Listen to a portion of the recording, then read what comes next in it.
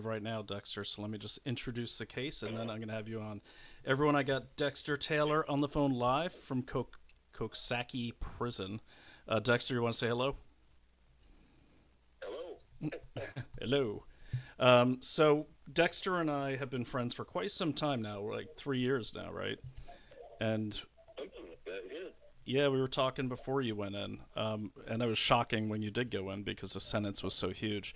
So everyone, stay tuned at the end of this broadcast. What I am going to do is play the video from Dexter's lawyer, which really explains the case well. But what I want to do is before me and Dexter start talking, I'm going to go ahead and just play a quick CBS coverage, if that's okay with you, Dexter. Um, Sure. because I really got the impression with this one that hold on just a second. My tech is calling me. Hey, did Naomi and I boot you out of the studio? No, Sean, I'm still here. So I think I am. Someone in the chat give me a thumbs up if we're still on because we all share a studio. But anyways, I'm going to play this quick video. It's about 6 minutes. Dexter has plenty of time. I got plenty of time. So me and Dexter will be chatting while the video is playing. But for those of you that are not familiar with Dexter's case, he basically was assembling legal firearms that were legally purchased, legal components, legally in his Brooklyn apartment, not advertising them, not showing them off, doing everything completely legally, and was raided, and basically SWAT team came in, and he got a 10-year sentence, which I believe, Dexter, is 3 times the normal that people get. Well, I wouldn't know about that, but I just know that the fundamental problem is that it was a case at all. The sentence was bad, but the problem is that it's a case in the first place. It should not be. So, yeah. And what's really shocking about the whole thing is what the judge in the case said.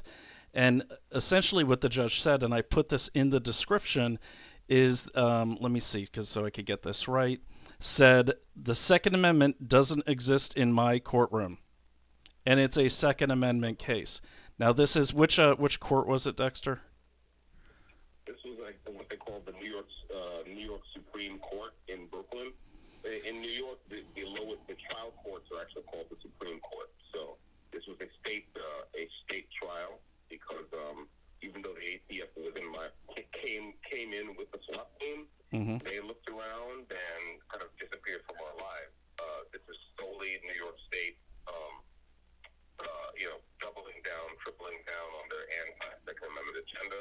And the judge in my case said that basically that the Second Amendment is not the law in New York. Like she said that. It's unbelievable. So, yeah. And this was under, while Biden was in office as well, and typical New York type of deal. Yes. So let me play this quick intro, and then you and I could go over some quick notes, Dexter, and this will give people. I think even for CBS, despite some, CBS seems more confused when they show this, which. Yeah, they really do. Like, I don't think they know what to do. And I just want to state, too, Dexter has no criminal record. Dexter has, I always call you a tinkerer. And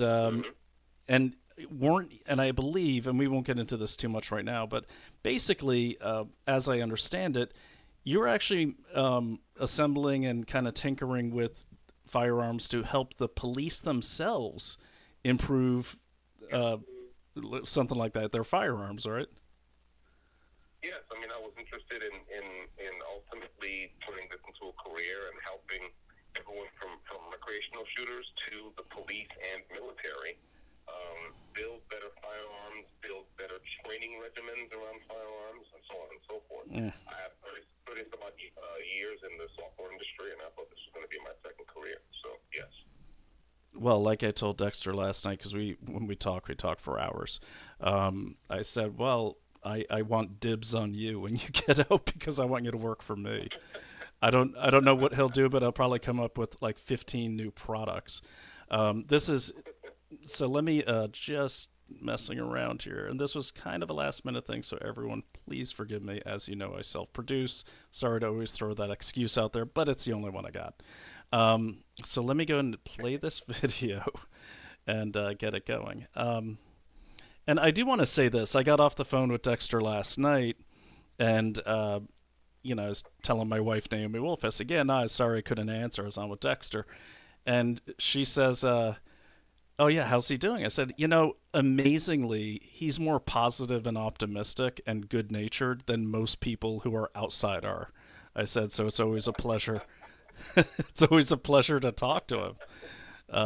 But here we go. So I'm going to roll this CBS video, and then we will talk offline, Dexter. Hold on just a second. Sure. And just some admin notes for the audience. In about 15, 20 minutes, I'm going to get a notice that says he has 1 minute left. Hang tight when that happens, because he'll call me right back. We know the drill. All right, so let me roll this video here, and we will get started. A quiet, studious man from Brooklyn who's doing hard time upstate. He openly admits to assembling ghost guns at his home, which is illegal, but he says his constitutional rights are being violated. Tonight, our conversation from behind prison walls, beginning with the moment his life was upended. 6 o'clock in the morning, you're lying in bed. Yeah. What happens? I hear a bang, and I see underneath the crack in my door, I see like weapon lights flickering back. I said, ooh. Hands up! Get out of here right now! So I said, hello, hello, hello. I'm Dexter Taylor. My name is Dexter Taylor. Yeah, we know your name. Come on. Why are you looking for me? Because I still thought they had the wrong house. And then they said, yeah, we're here for you. Police department, search warrant! April 6, 2022, an elite NYPD unit forces its way into Dexter Taylor's home in Bushwick, Brooklyn. Come on. Keep a gun on. Keep a gun on that thing. Why are you looking for me? Maybe it's the rifles you got laying around everywhere. They had a search warrant at this location. Yes, sir. I know it's probably real, but can I see it? It was an hours-long search of Taylor's packed home, found loaded with ghost guns. Good taste. To see his rifles, they are dressed to kill. After a week-long trial earlier this year, Taylor, who's 53, was convicted of second-degree criminal possession of a weapon and other charges. He was sentenced to 10 years for making ghost guns. I met him at Coxsackie Correctional Facility, a maximum security prison in upstate New York. In your home are 13 weapons, yes? Yeah. 13 guns. That sounds right. What kind of guns do we have here? All of them were either pistols or AR style. Right? I made like, I don't know, a handful of Glock style pistols and I want to say 8 AR style rifles. These weapons are in the house? Yes, sir. They're in a closet? I saw pictures of them. They looked like my suits in the closet. Yeah, they're that's stored. right, They're hanging like on hangers. That's right, yeah. You have the right to remain silent. Do you understand? Yes, sir. Taylor is a self-described nerd and tinkerer. He graduated from Stuyvesant High School, studied biomedical engineering for a time at Johns Hopkins University, and later taught himself how to write code. He says he's been fascinated with guns since he was a child. His goal before the arrest, to develop better weapons systems for the police and military.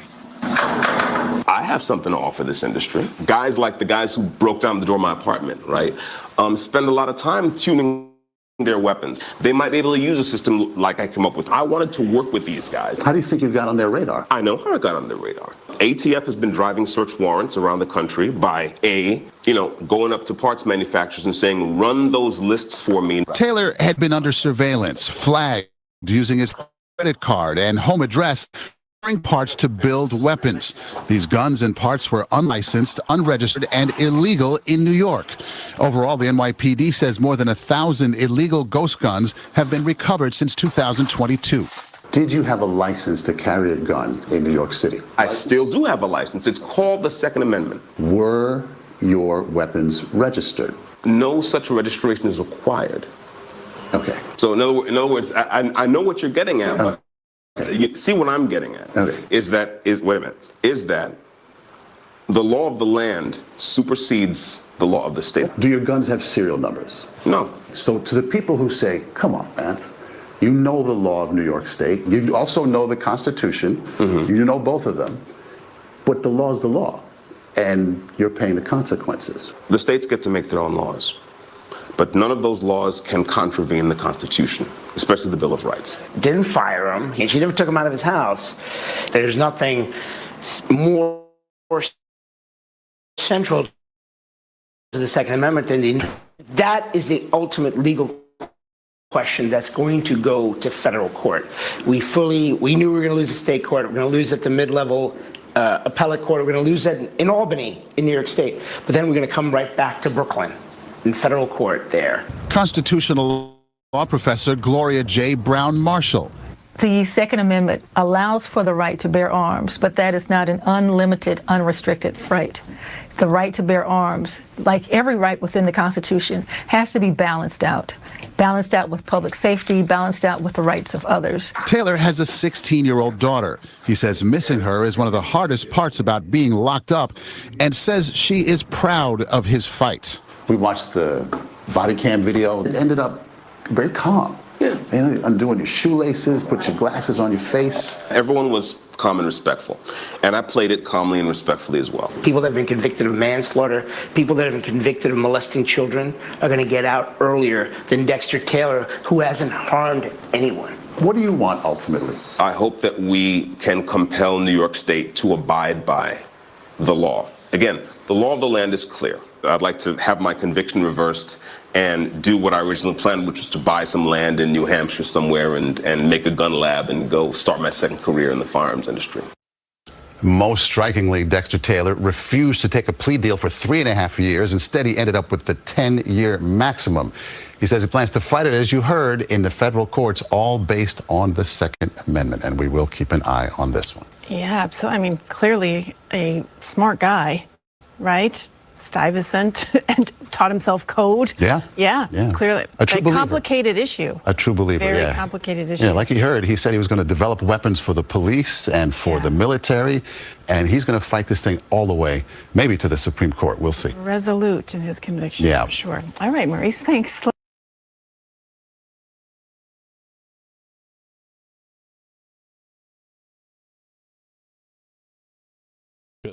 Good at this again. Okay, we are back. So you all saw the video, and Dexter was watching it. We were both laughing at it because first I want to talk about, and I'll let Dexter comment mostly on this. I want to talk about that Gloria Brown, the constitutional expert. You know, she says every what is it, Dexter? She said like every right has to be balanced out with public safety. Yeah. Well, the Second Amendment is, protect the right, but the right, Second Amendment rights have to be balanced against public safety and all this business. What's funny about this is that they labeled her they billed her as a constitutional expert, and she is in that segment she was as wrong as she could possibly be, right? And those of us who follow this, we know that the Bruin decision came down in 2022, and that decision explicitly says that interest balancing test is no longer valid. It is null and void. The new test of a state gun law's constitutionality is, first, does it comport with the plain text of the Second Amendment, and second, does it comport with the history and tradition of the United States? That is the new test. No more interest balancing, no more Chevron deference, no more, well, this is unconstitutional, but we have a crime problem. None of that. That is not there. So at the time that she recorded that segment, she was stiff on. And again, a constitutional expert should have known better. So. Right. Well, I would even argue that she does know better, and unfortunately, a lot of these people have sold their soul to the Lord of Darkness, known as the Democrats and the Marxists that run them. It seems that way. I mean, look, Dexter, have you noticed they all turn really ugly, like Gollum in Lord of the Rings? Like every. Sir, I'm not even joking. They all get really ugly.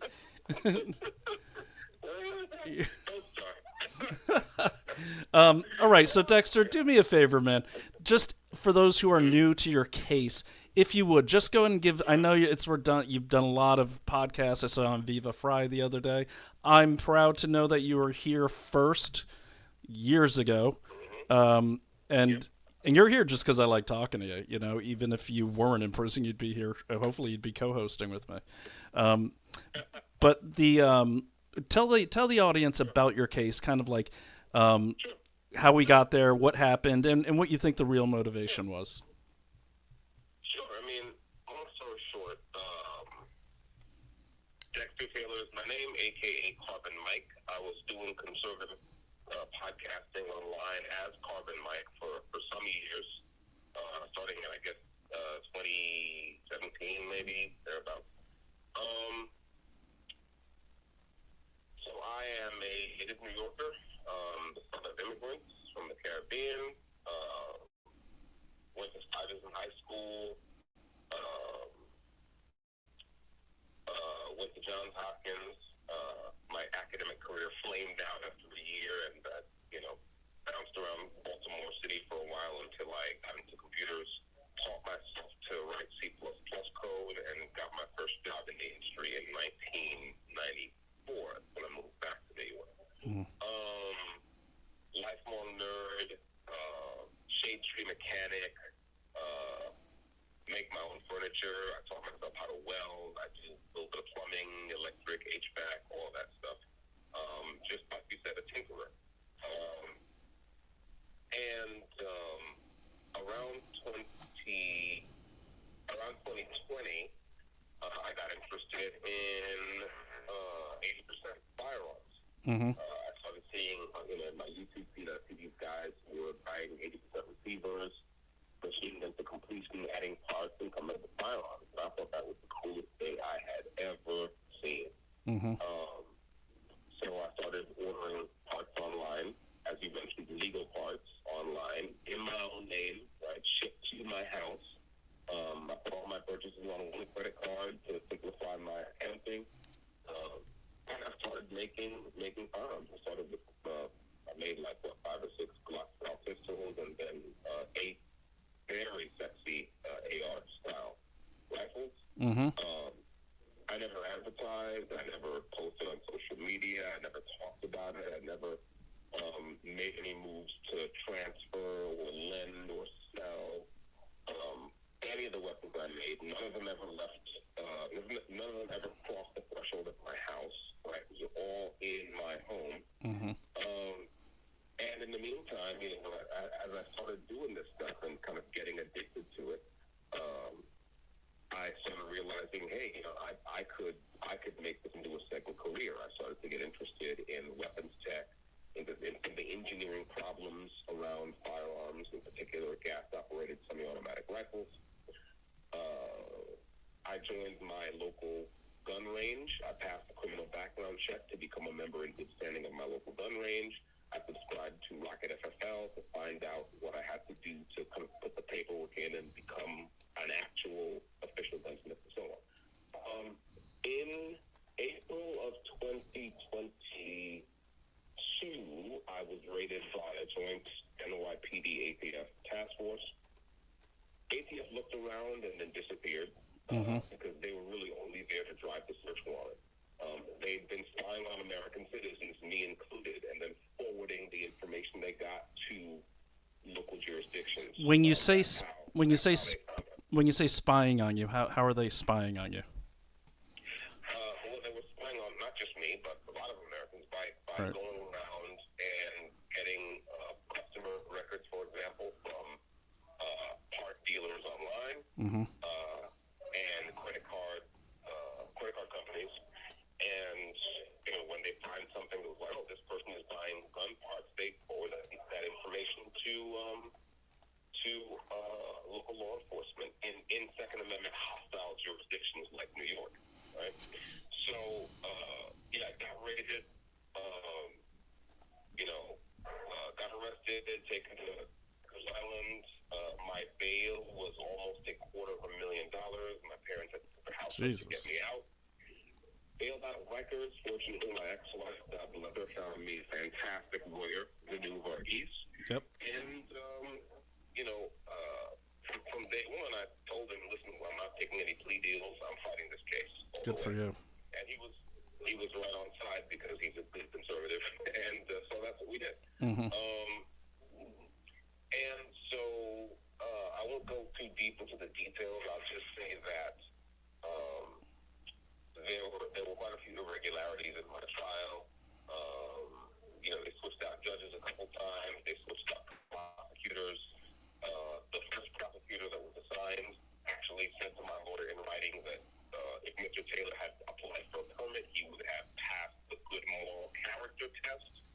So don't take my word for it that I'm that I'm an upstanding citizen. Take the prosecutor's word for it. Long story short, the fix was in as far as the trial was concerned. The judge we went to trial with was, or maybe even still is, married to the Brooklyn DA's top prosecutor. Excuse me, top fundraiser. And essentially, she hamstrung our defense by saying we weren't allowed to mention anything about the First Amendment in. The first or the second? I'm very sorry, the Second Amendment. Just want to make sure. We weren't allowed to mention, we weren't allowed to mention anything about the Second Amendment. Unbelievable. The Second Amendment is not the law. It's not the law in New York. It does not exist in New York. Does she not understand the pecking order of states and federal, and the Constitution? I think she may never have read the Supremacy Clause. Yeah. Unbelievable. Or maybe skipped over it or what have you. Maybe she read the Cliff Notes version. No, but that's what it was. So in any case, we lost at trial, and once we received the verdict, I was sent straight to Rikers Island. I wasn't allowed to be out on bail, pending sentencing, because according to New York, if you're a law-abiding citizen and you have a firearm in your home without having asked the state for permission, you are guilty of a violent felony. So I was a violent felon. Wait a minute. Wait. Hold on. Violent felony for just assembling firearms without a permission slip? Yes, that's correct. But you don't need a permission. Your permission slip's the Constitution. That's correct. It's the Second Amendment. In fact, I said that when I took the stand in my own defense at my trial. And of course, immediately the prosecution lodged an objection, which was sustained, because they didn't want me to say the word Second Amendment. But yeah. That is. The prosecutor asked me, did you have a permit? I said, yes. Go to the Second Amendment. Objection. These are the people that need to be in jail, man. Well, certainly they need to be not working for the government anymore. That's certain, right? But yeah, the prosecutor asked me, well, when was your permit date? I said my permit was, and I reeled off my birthday. I said that's the date I first drew breath as a free American citizen. Objection.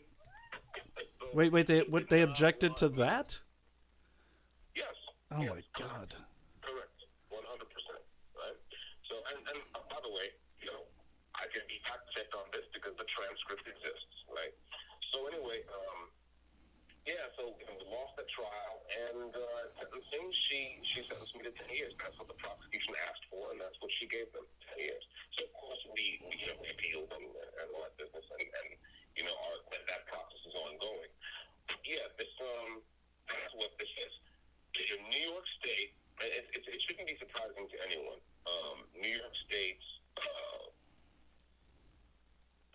does not. The people running New York State do not believe that they have to obey the Constitution in this matter, right?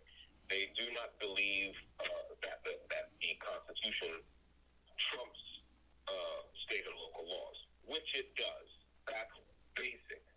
That's basic. If the Constitution says X and state or local law says Y, the Constitution wins. That's basic, right? So yeah, I'm in a Class A maximum security facility in upstate New York, Coxsackie State Prison, and we're fighting, and that's it. Yeah, and you're 20 minutes from my house up there too. That's crazy. Yeah, no, it is crazy. I drove by there and I couldn't get in, but I think there was some National Guard thing going on where the National Guard had to take over the prison. That was during the strike. Yeah, we had a corrections strike in New York State, and it was the facilities all over the state went into a kind of a reduced function mode because they didn't have enough people to man and operate the facility. So the governor brought in the National Guard. Yeah, that was early this year. Unbelievable. Well, yeah, these are the same people that want to step all over the Constitution and they can't even run their state. So, and that's no offense to the corrections officers around you. You have told me they treated you pretty well, as well as those guys that made the arrest. And I'll even say the CBS News reporters, they look thoroughly confused. Like, what the hell? Sure. Well, sure, because I can imagine that they would be confused. Why? Because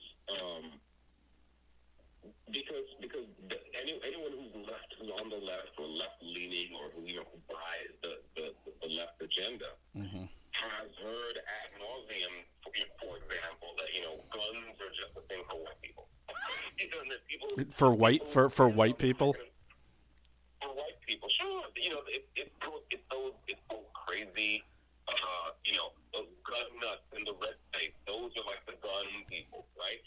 People who believe the leftist agenda and who've been hearing that, right, and repeating it, believe that they have to believe, right, that there are murderous white supremacists, kind of hiding behind trees and bushes, waiting to jump out and lynch black people from the nearest traffic light, and also that black people should be disarmed, right? So we should, that I, as a black New Yorker, I shouldn't enjoy the rights that are protected under the Second Amendment. So you kind of pack all that in, and wait. So wait. Let's just summarize. Let's just summarize this. So sure, that's my dog. I apologize. that's okay. I can't even. Loki, chill out. Loki. Sorry, guys. You named your dog Loki, man. It's your fault. Well, I'll tell you what. God of mischief is for sure, because if he doesn't get his midnight walk, I get a little Loki surprise on the floor the next morning. So, but really quick, and I hate to do this while you're actually, I'm going to save this for when you have to reset. That's when I'll talk about our sponsors. But so let's summarize this really quick. So, and I've seen this, because one thing I encourage Investigate Everything watchers to do, and everyone I talk to actually, is to watch all the news. And you're not going to get any news, even out of a lot of the right-wing news or so-called right-wing news. What you are going to get is the messaging, and it's important to see that messaging. So you see, let's say you're on the right or conservative, or I don't even know what these things are anymore because it's so muddled. But let's say you don't normally watch CNN or MSDNC.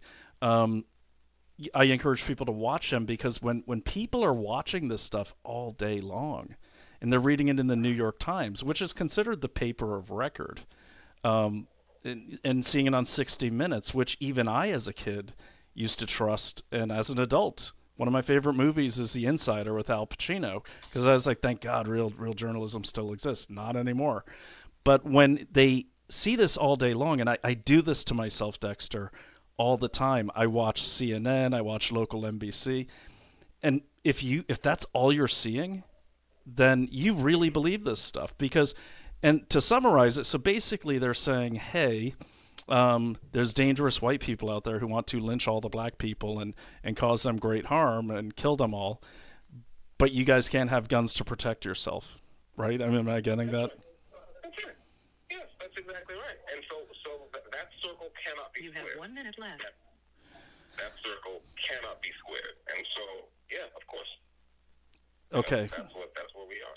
Well, Dexter, why don't you do the reset, and let me read from our followers, and we will just hang on the line. Don't go anywhere, listeners. He'll be right back. We have to do this every half an hour. Sounds good. Be right back. All right. Okay, so while Dexter is calling me back, thank you. I do want you to hear this recording that I have to get every time Dexter calls. But first, let me talk about Native Path. Get Native Path. Get Native Path. I love this stuff.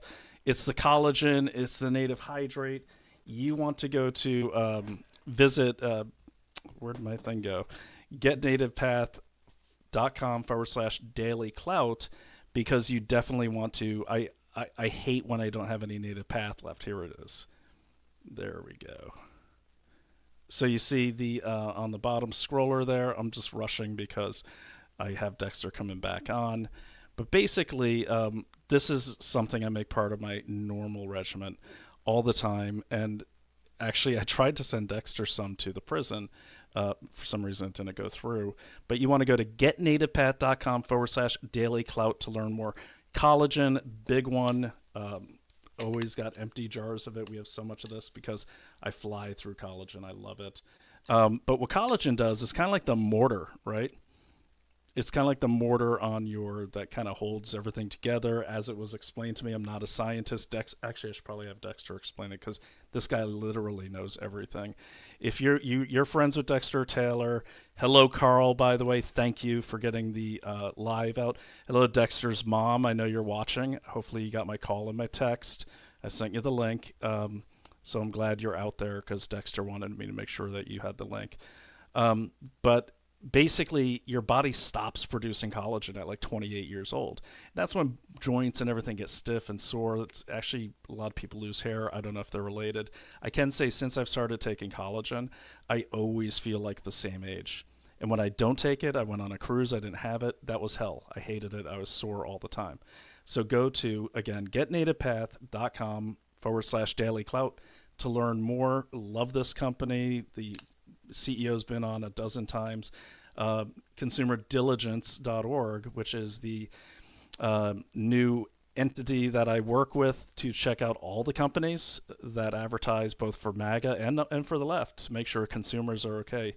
You can check, we'll probably put the report we did on Get Native Path up there because it's one of the few companies me and that team over there have ever checked out that was so good. So, and we put the receipts there, and that you can find that at consumerdiligence.org, getnativepath.com/Daily Clout to learn more. This is a free call from Dexter Taylor. an incarcerated individual at New York State Department of Corrections and Community Supervision. This call is subject to recording and monitoring. An incarcerated individual's use of institutional telephones constitutes consent, and your calls may be provided to law enforcement agencies. To accept this free call, press 1. To refuse this free call. Preventing suicide is important. If you have concerns during this call, please contact the individual's facility to communicate with them. Thank you for using Securus. You may start the conversation now. Oh, man. Dexter, you know what, man? You there? I miss the good old days when I had a couple brothers who spent some time in prison, and they would just call collect. And I wouldn't have to get the horribly depressing suicide disclaimer every single time.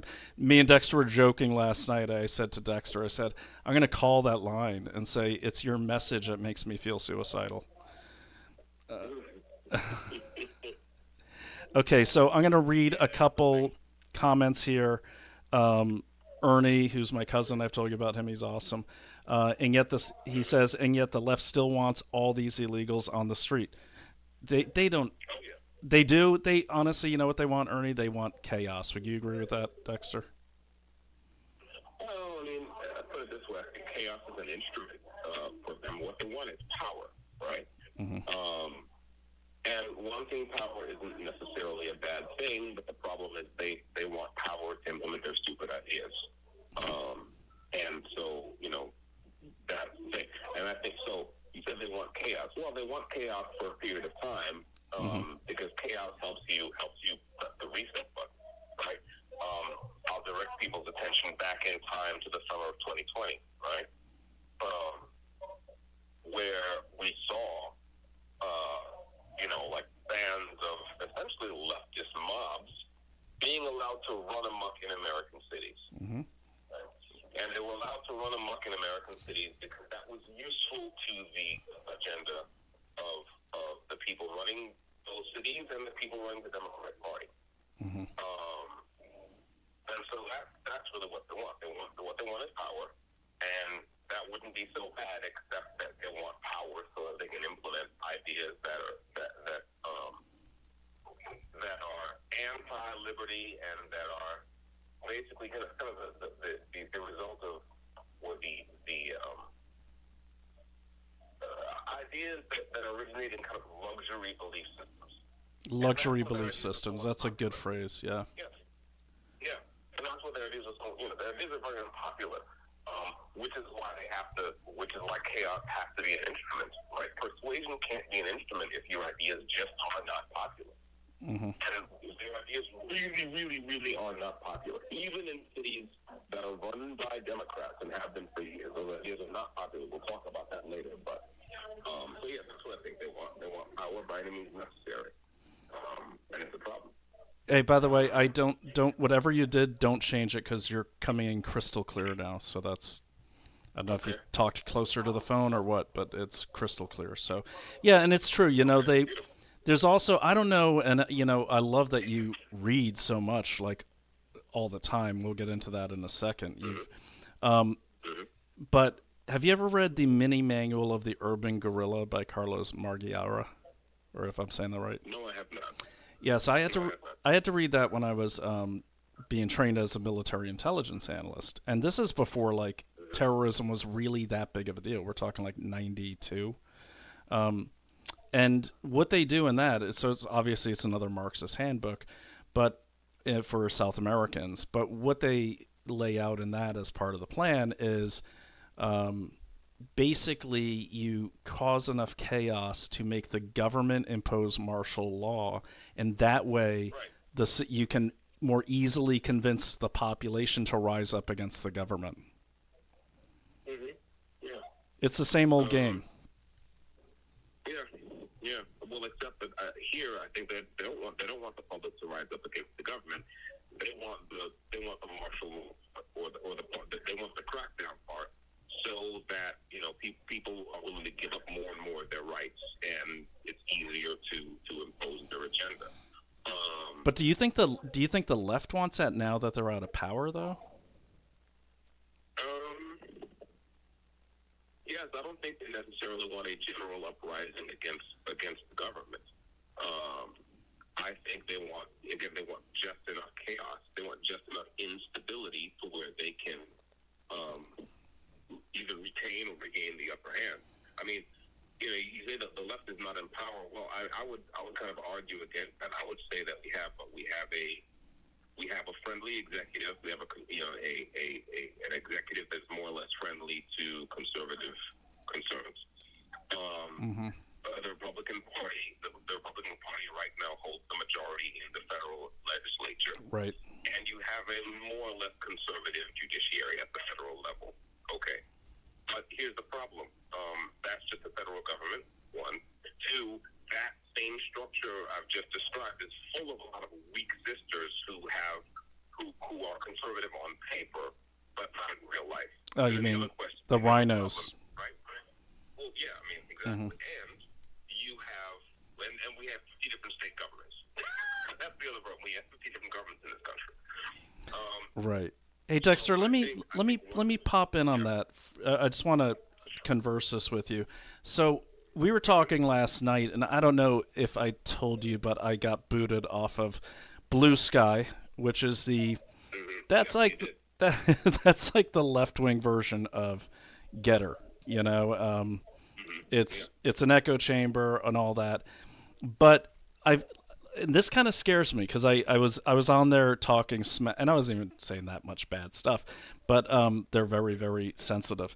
But I will say this, like one thing in reflecting upon it, I can say that here's what scares me is when I was on there and I was talking smack to all these people, they were unified in their attempts to get me banned. Like they did not, like they were all speaking with one voice. Now, granted, that's not exactly speaking one voice isn't exactly the thing people want to hear who are independent and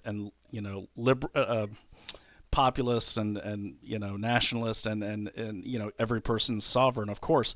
But I will say this: there's some problems I'm seeing with. I'm not going to say Republican Party. I'm going to say everyone who's not left. And that problem is that if the left does it, they don't want to touch it.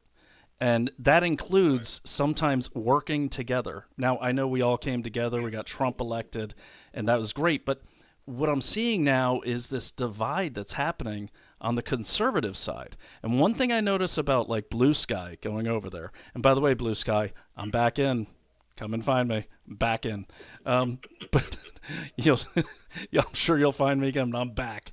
But the thing is, you don't see on Blue Sky and you don't see on Mastodon and these or some of these other like kind of left-leaning chats. You don't see them attacking each other publicly.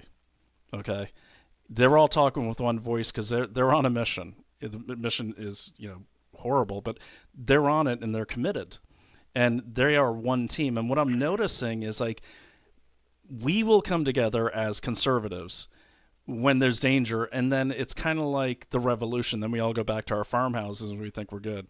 And I think there may be a problem with conservatives. Like, how do you balance that? Like, how do you be conservative, be independent, but work together and speak with one voice?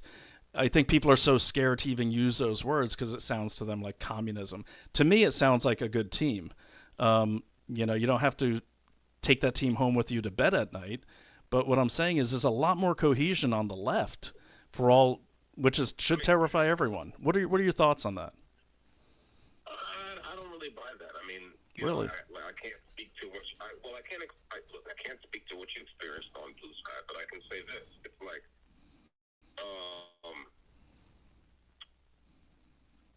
look, okay, what do we unpack first? Well, first of all, I mean, I've said this before to people about things they observe on social media. Twitter is not a demographic. Neither is Blue Sky a demographic.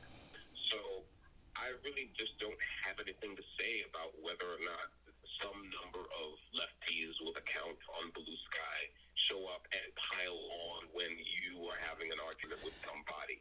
You know what I'm saying? Well, let me give you another example. So I went out to the No Kings rally in Salem, Massachusetts, and I used to live in D.C. And I was actually my son used to go to school with the journalist Mike Isikoff's son. We lived in the same neighborhood, and I used to know Glenn Simpson. Like, everyone knows each other in D.C. And I liked Mike. Like, I still like Mike, but we would go out for beers at the Greek place over on Connecticut Avenue and hang out. And it's like, back then I'm not really political now. I'm more Team Truth. But I will never forget, and this is in no way an insult to Mike, but I remember very innocently asking at a kindergarten event for our kids. I said, hey, who are you voting for? Because it was coming up on the 2016 election. So you're voting for? And his whole demeanor changed. He said, well, I'm certainly not voting for an effing Republican. I never have and I never will. And he was mad. And I'm like, that I would even... And then at the No Kings rallies, like, they're all speaking on script. It's like Legion, man. So even off of social media, what I noticed is they still are very, very well organized, and they seem to, if they don't believe in the same thing, they certainly will say the same thing on script. Well, that's not surprising. I mean, that's human nature. That's groupthink. Now, what I would point out is that you were at a rally, which meant that all the people who were energized and motivated enough to actually get out of their houses and go somewhere, got out of their houses and went to the same place. And so it's not surprising to me that most or all of those people, would be on message, right? Because you're there in the presence of the most energized and motivated people who want to jump out and go. Okay. Now, by contrast, what I've noticed is that there are a lot of people who, vote for Democrats habitually, and who are not into all that stuff. Right. And that's kind of what I'm interested in, right? As a conservative, that's what I'm interested in. And I'm not frightened at all by lefties following a lefty agenda or by a bunch of lefties on a social media platform speaking. I don't care. I'm not interested. Right. My interest is the fact that, look, I grew up as a black working class New Yorker. Okay? And my parents and many of the people in their kind of friend circle, right, were kind of habitual Democrat voters. Okay? And they were all, when you hear them talk about politics, they would complain about all the same things Republicans complain about. Right. To a man, they were all livid about the welfare system. They were all livid about the fact that they had to get up and go out of their houses and do a full day's work and kind of pay bills to raise their kids, and yet they were also paying so the government could pay young women to have babies that they could not afford to raise. They were all complaining about taxes being too high. They were all the same things that you hear Republicans complain about. Yep.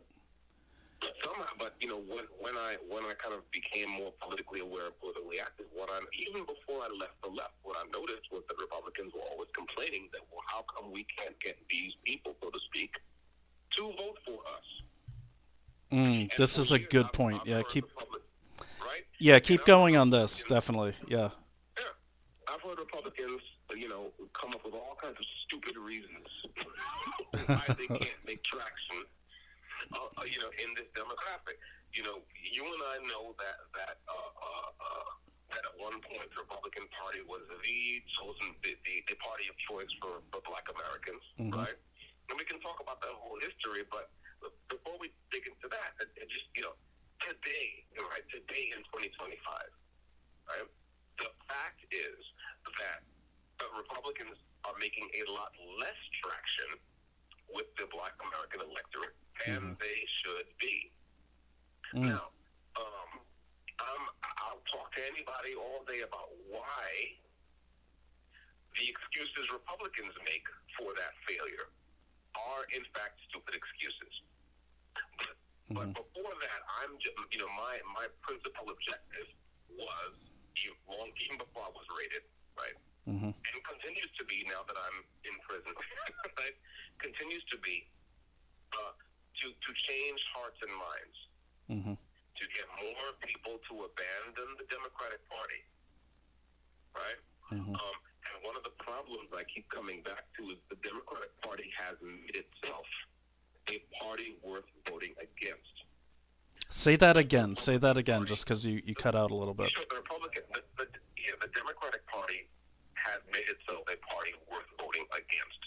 The problem is that the Republican Party has not taken the time and the effort to make itself a party worth voting for. That is the problem. Right? Now, to compound that, right now the head of the Republican Party, who is Donald Trump, because the president is the party, has shown those who have eyes to see and ears to hear what I've been saying for years, which is that the Democrats in blue states and blue cities are beatable. They can be defeated. Those strongholds, those Democratic strongholds, are not as strong as everyone seems to think they are. Right. He showed this last November. And for some reason, Republicans, conservatives, call them what you like, still don't want to pay attention. So that's kind of, in terms of what's on my mind lately and what gets on my nerves, is that hard-headedness, that unwillingness to kind of lose all the dumb rhetoric and the dumb habits of thought and habits of speech. Tell me about it. That turn people off. Now you bring up a good point, because right now we are we've been working in Brooklyn with the Donald J. Trump Republican Club. You there? What happened? Okay. So with the Republican Club, and they were telling me, and I don't want to say who said it, but I'm there, and I said, what's going on with the young Republicans? Why aren't they here? So these are for local. The politics better than I do, and I think that's why we get along so well. Is I like having the smartest people in the room, but I know I'm not one of them. So, how do it's like council seats? Is that what they're running for right now? Council elects or council members in Brooklyn? I'm not sure what they're running for. I'm not sure which you're talking about for this next election in November. I'm not sure. Yeah, are those called like council seats? It's like for each borough or each neighborhood. Well, so there's borough, there's city council, which is overall like the municipal legislature, and then there's borough council. They may be talking about borough council seats. I don't know. Yeah, so it's so anyways, that's going on right now. But I was asking, we went down to a local event, and I was talking to one of the organizers, and I said, "Hey, what's going on with the Young Republicans Club or whatever that's called? Really big, powerful kind of lobby," and they can't get a call back from them. It's like they don't, they've invited them, they've refused to come to like these local city elections down in Brooklyn and Staten Island. It's like the national club, the Young Republicans Club, wants nothing to do with these local elections. And what's going on there? Right. Well, I mean, this is what I'm saying. This is an example of what I'm saying. The National Party have convinced itself, right? It's repeated the same dumb thing over and over. That the cities don't matter, right? If they're blue cities, they do not matter. That is a problem. That's a problem. Because at the end of the day, first of all, just as a matter of strategy and tactics, we are at war for the future of our American civilization. That's the way I see it. Okay? Now, no strategist in his right mind looks at the battle space and says, I'm going to just cross off all the high-density nodes and get them to the atmosphere. Right. Nobody says that. No one says that. Okay? I have a 30-some-odd-year career in the software industry. I'm a private sector guy. Okay? In the private sector, no one wakes up in the morning and says, I just don't care about that large swath of customers over there. I don't care. You wake up every day thinking about how to get more customers and how to eat your competition's lunch. If he has got those customers, you want to get those customers.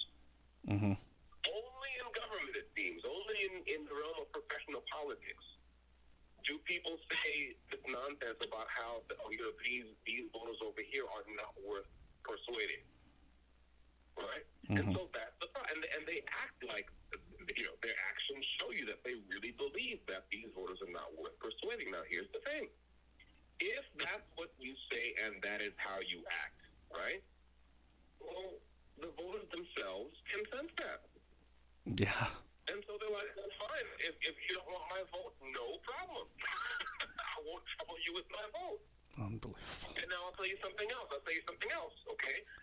This is before I went inside, I bothered to go, you and I have both heard, and everyone's heard, Republicans of all stripes saying how, these cities are run by Democrats, so those people who live in the cities, they deserve what they get because 90-some-odd% of them vote for Democrats and so on and so forth. So right. At a certain point, again, because in my trade, I'm a data engineer, right?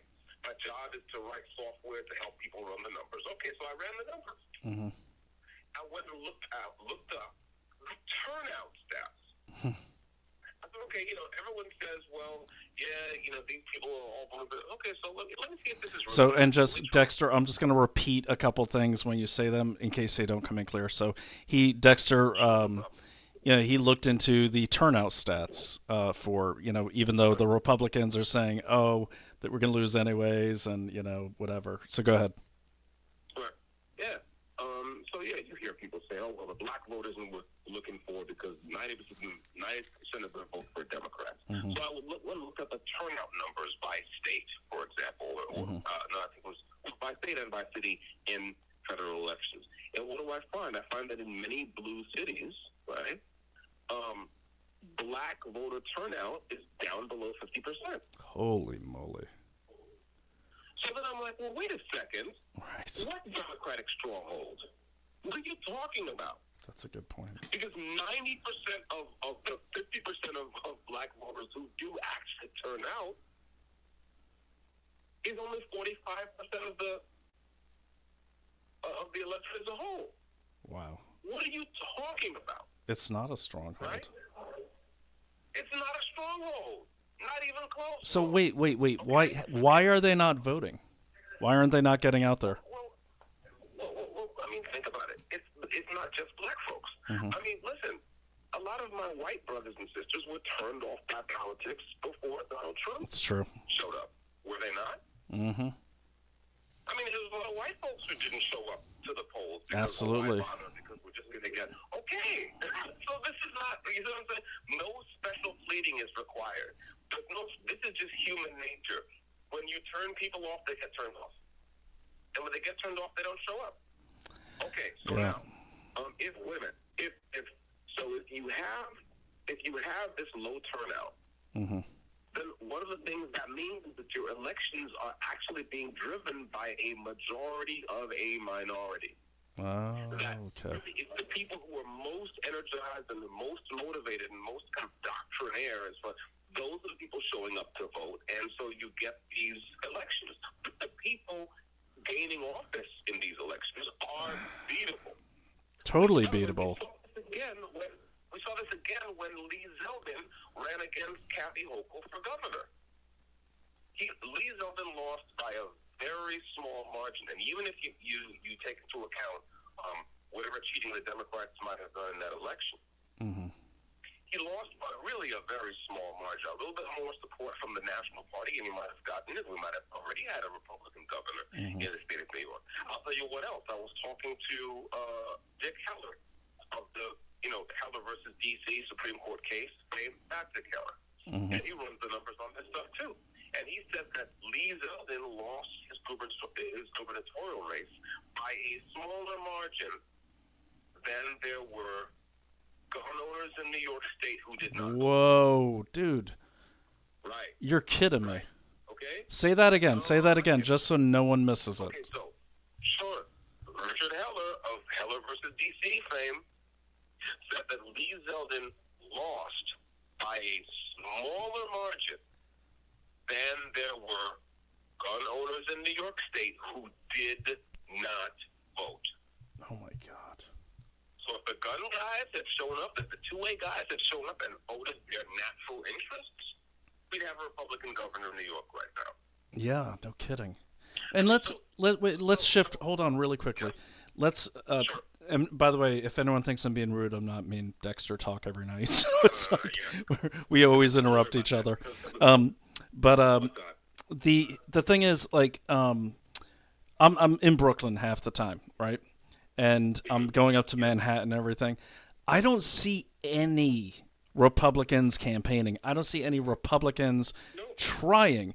And my daughter, who is 28, she's in that millennial working class, like, and by working class, I mean they're all laptop class, but that is working class these days. She said, Dad, I've never had any pollster come to me. Any. She said the only time I see anyone involved in politics is if I go to the park and there's a rally, and the rally's usually for No Kings or Mondami. And she goes, I've never seen a Republican politician campaigning. Thank you. This is the problem. In other words, look, you have to actually go and ask people for the vote. And by the way, and we'll get into this in the next segment a little bit more, maybe, but the other thing that's been getting on my nerves forever, I mean, this was getting on my nerves back when I was on the left, is that when Republicans do bother to talk to and about the black electorate, what do they say? Yeah. Do they say these are our ideas? No, what they usually have to say is a noun, a verb, and a plantation. That is their pitch. What they usually have to say is, well, you're stupid and you live in a shithole, so just vote for me. Now, really? Wait, time out. Say that again. So, and I do want to point out that what Dexter's talking about is the overall, his experience. I will say our friends in Brooklyn, of course, don't talk like that. They get it, but they also get things like you need public transportation, and no, it's not necessarily Marxist. Right. You need you need community, and it's not necessarily a commune. It's New York. It's a different Republican. But anyways, but you were saying that the plan. You can say whatever you want here. I'm not going to censor anything. Look, that's what they say. I mean, you look at, you talk about Candace Owens, Larry Elder, the usual suspects, right, who are the ones who are supposedly carrying the torch to try to go out there and change hearts and minds. That's what they say. Get off the plantation. Now, I'm sorry. As a pitch, that's retarded. Like, that's completely retarded. Go ahead. I'm not accusing them of being racist. I'm using the other R word. It's retarded. Okay. No one wants to hear that, right? And many of us, right, get the idea that these people think that we're just going to turn off our critical faculties simply because you said plantation. It's like, no, you actually have to make a case. Mm-hmm. And here's the real tragedy of it, right, is that there is a conservative case to be made. You know, think about it, as black voters really get stuck in the middle because on the one hand, you're hearing from dumb Democrats who assume that we're all on welfare, right? And then we hear from dumb Republicans who assume that we're all on welfare. No on free stuff. You know, it's like, what are you talking about? I mean, but we got the same thing, dude. We have Democrats who come up to our houses, and if you're living in like right now I'm outside of Boston, and it's a multi-family, so the people up top, they have their LGBTQ flag. I've got my American flag, and I get these knocks on the door, and they're like not even trying. They're like, "Of course you're gonna vote for me. You live here," and I'm like, 1 minute left. "Oh, you're gonna have to call me back, dude. Yeah. I got all night, man." I'm gonna call you back. All right. All right. Me too. I'll call you right back. I'll talk to the audience in the meantime. Cool. Actually, guys, I'm going to turn on a video. I want to turn on his lawyer here because it's interesting. I'm going to run this. I won't run the whole thing, but I just need to take a quick break. I need to go to the restroom. So I'm gonna share this really quickly, and I will shut it off when I come back and when he calls back, just in case there's any hang-ups here. Share this tab instead. Add to stage. And this is Dexter's lawyer talking. Very interesting and...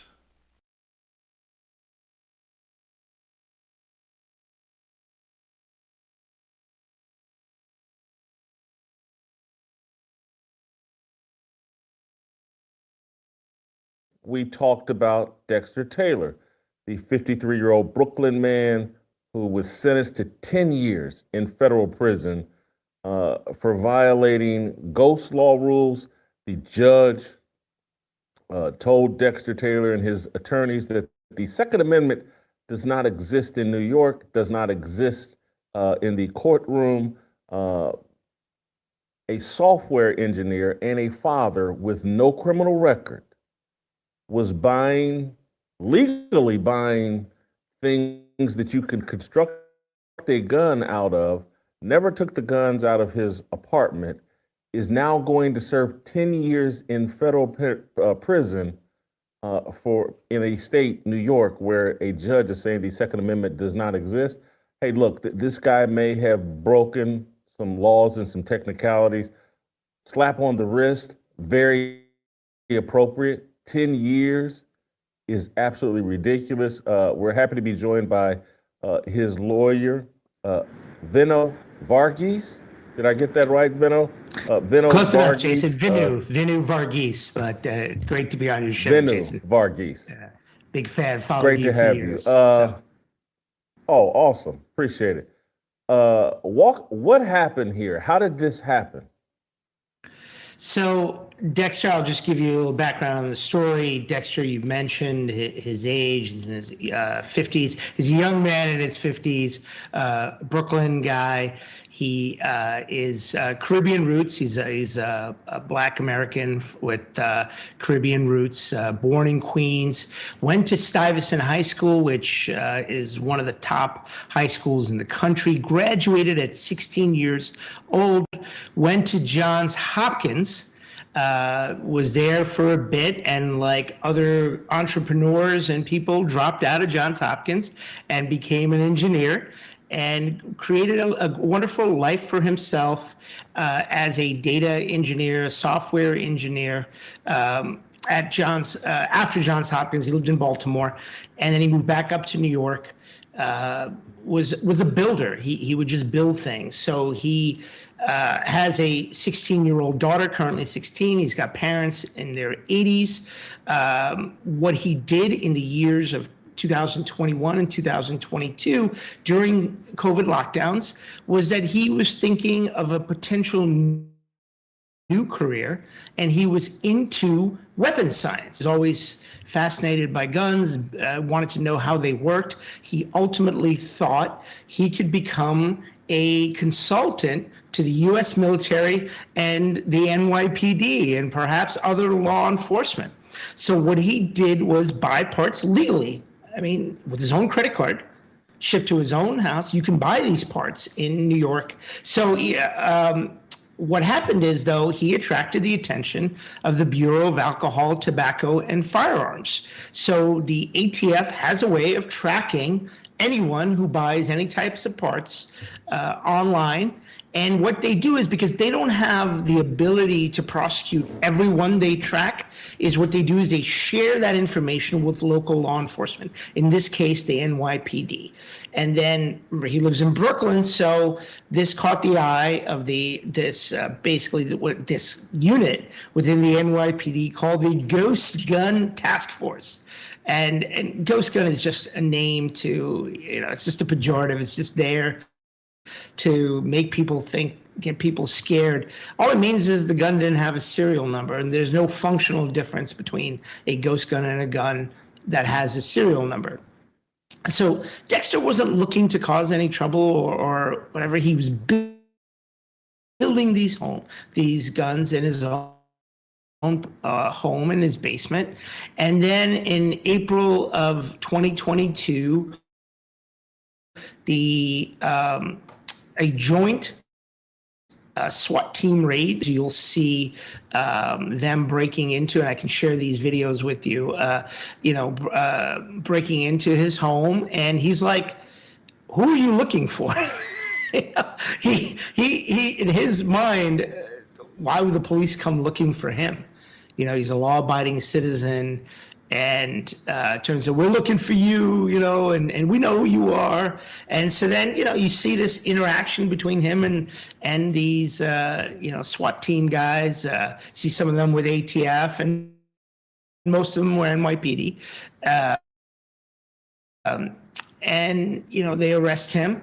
He spent a week in Rikers Island before his family could come up with bail. We were with him from the beginning at his original arraignment.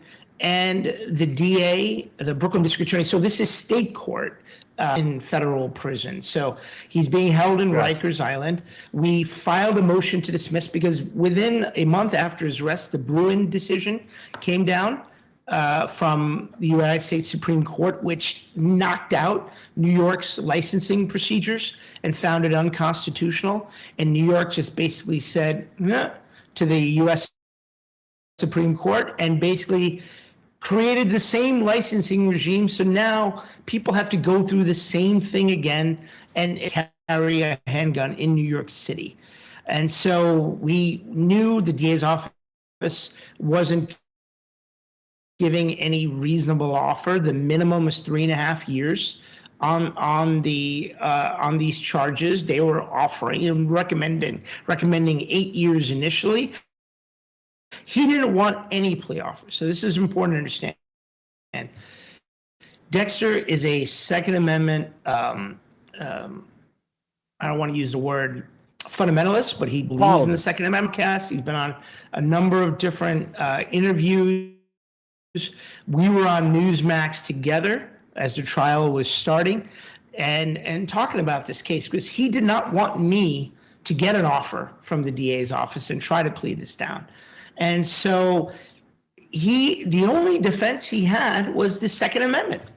And this judge who presided over the case, state court judge, unfortunately, the truth is most of the state court judges, many of them are political hacks, and she's a political hack, and told us we couldn't argue the Second Amendment in court. Said, this is New York. And, the Second Amendment isn't relevant here.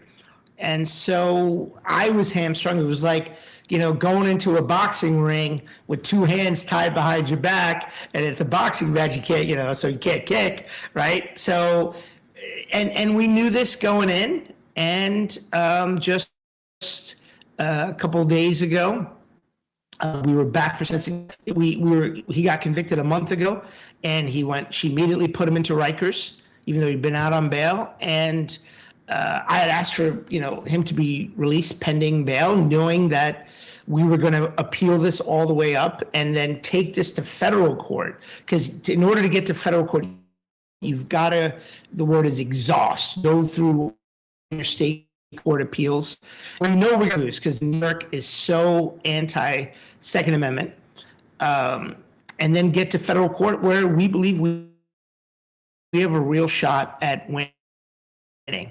And she refused to let him stay at Liberty.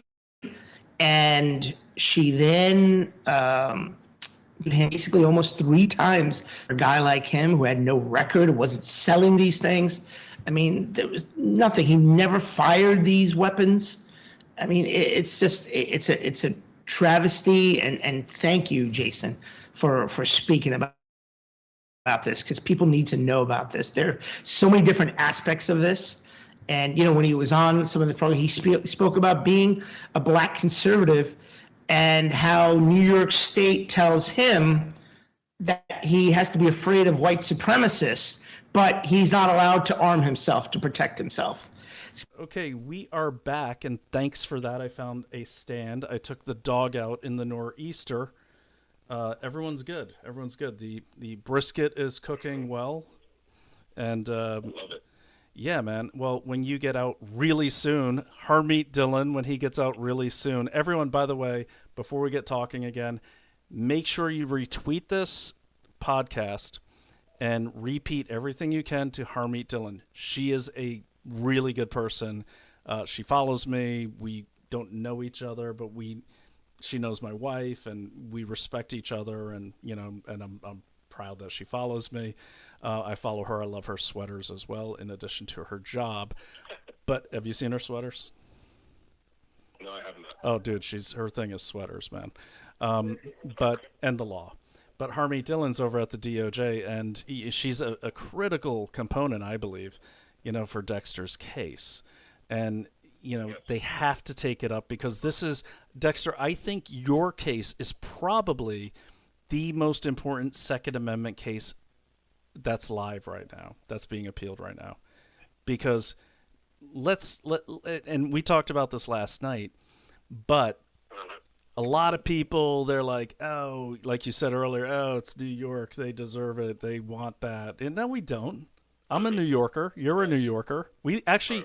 Do you know, I think aren't we in the same neighborhood? You're Bushwick, right? Yes. I mean, look, after I bailed out of Rikers, after the initial raid, and then after I went public, kind of merging the two worlds of Carbon Mike, mystery conservative, and Dexter Taylor, same guy. I got a lot of people calling themselves conservatives on social media. Really came at me sideways, right?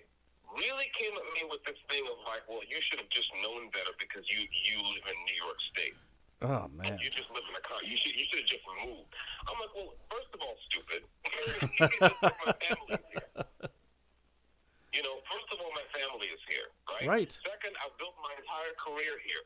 Third, I'm a citizen of the United States of America. Exactly. Listen, if Kathy Hochul doesn't like the Second Amendment, let her move.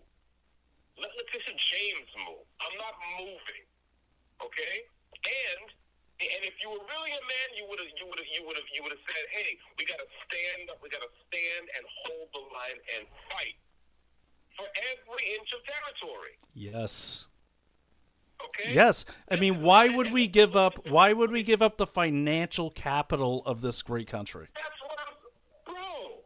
what I'm saying. And look, by the way, why would you content yourself with a strategy of retreat when you have an enemy who is playing offense all the time? Yes. when you have an enemy whose ambitions are literally global. I'm not making this up. Every good conservative listening to this right now knows that I'm telling the truth. Their ambition is global. Oh, They totally. want it all, Well, own it. right? Own it. 247. He's got you. He's or she, whatever it is. Own it. Welcome to the show. Globalist and monopoly profiteering, of course. That's There all. you go, Yep. right? So in other words, like American conservatives cannot afford to think and act and talk like losers. Mm-hmm. That will not do. That will not do. We have to think and act and talk as if we are at war for the future of our civilization, because we are at war for the future of our civilization. Well said. Forget about my case for a second, bro. These people are coming for your children, bro. They actually are. I mean, they're out and proud about mutilating children. What are you talking about? You know what I'm saying? Well, like, don't tell me I'm supposed to move because some dumb liberal hack in Albany has an agenda. We have to fight. We have to stand and fight. And Thank God, that's man. the way I feel about this, and that's one of the many reasons I didn't take any of the plea deals they offered. Yeah. No, And you're innocent. absolutely not. And you're innocent. I'm not even innocent. It should never have been a case. It should have never been a case. Right. Innocent assumes there's a crime. There is no crime. There is something that some dumb liberal wrote on some paper in Albany, and some liberal hack governor signed it, and that's what they're calling the law. It's like, no, that law is illegitimate. Mm-hmm. Okay? But why? Okay, so what's going on here, though, Dexter? Like, what is going on? Like, I mean, I'm a MAGA supporter, and I mean MAGA. I don't mean the man. I mean the movement. Yeah. Okay. Yeah, populist conservatism. Yes. I'm a Trump supporter because he's awesome, and he is the standard for what any leader should be. Mm-hmm. Okay, and even honestly, I would even wager a guess that 90% of Palestinians probably agree with me on that right now, because they're the ones celebrating in the street on the peace deal. It's these idiot blue-haired liberals in America and the UK who are still protesting the peace deal. Well, I think that's I'm going to stay well away from that one. That's fine. No. I'm not a Pollyanna. I get it. There's always undercurrents. You know me. Come on, man. I was in the intel community. I know where all the bodies are buried. I get it. Exactly. But you know what? It's like Go ahead. No, I think you're asking what is going on. Why won't they seem to want to? Like, no one at the federal level, no, not even the president. I'm going to say it. What's going on with New York? It's like there's this dome around it. Like, no one messes with New York. Well, it's not. It's not just New York. I'm telling you that this is the case I talk to Reverend Tim Christopher all the time. Reverend Tim Christopher is a conservative. Love Reverend Tim. Love him. Right, it's literally a gun-toting conservative pastor in Minneapolis. Okay? He has the same problem. Dumb liberals are running his city into the ground and have been for years. Mm-hmm. And people who call themselves populist conservatives are nowhere to be seen. That is a problem. And what I was saying before the break, okay, is that people have to realize, conservatives have to realize, Republicans have to realize, call it what you want, okay, that first of all, their analysis, their numerical analysis of the situation is wrong. That's the first. So we can forget about feelings. We can forget about, speaking as a black person, forget all that shit. Good. You are numerically incorrect. You have made a number of errors. Okay? And the first error you've made is that you have neglected to look at turnout numbers. And you're talking about the Republicans. Yes. Okay. Yes. They've neglected to look at the turnout numbers. So when they see, in this city, Democrat politicians win by this number of percentage points, they fail to look at the fact that, less than half of the population often is turning out. Okay? That's the first thing.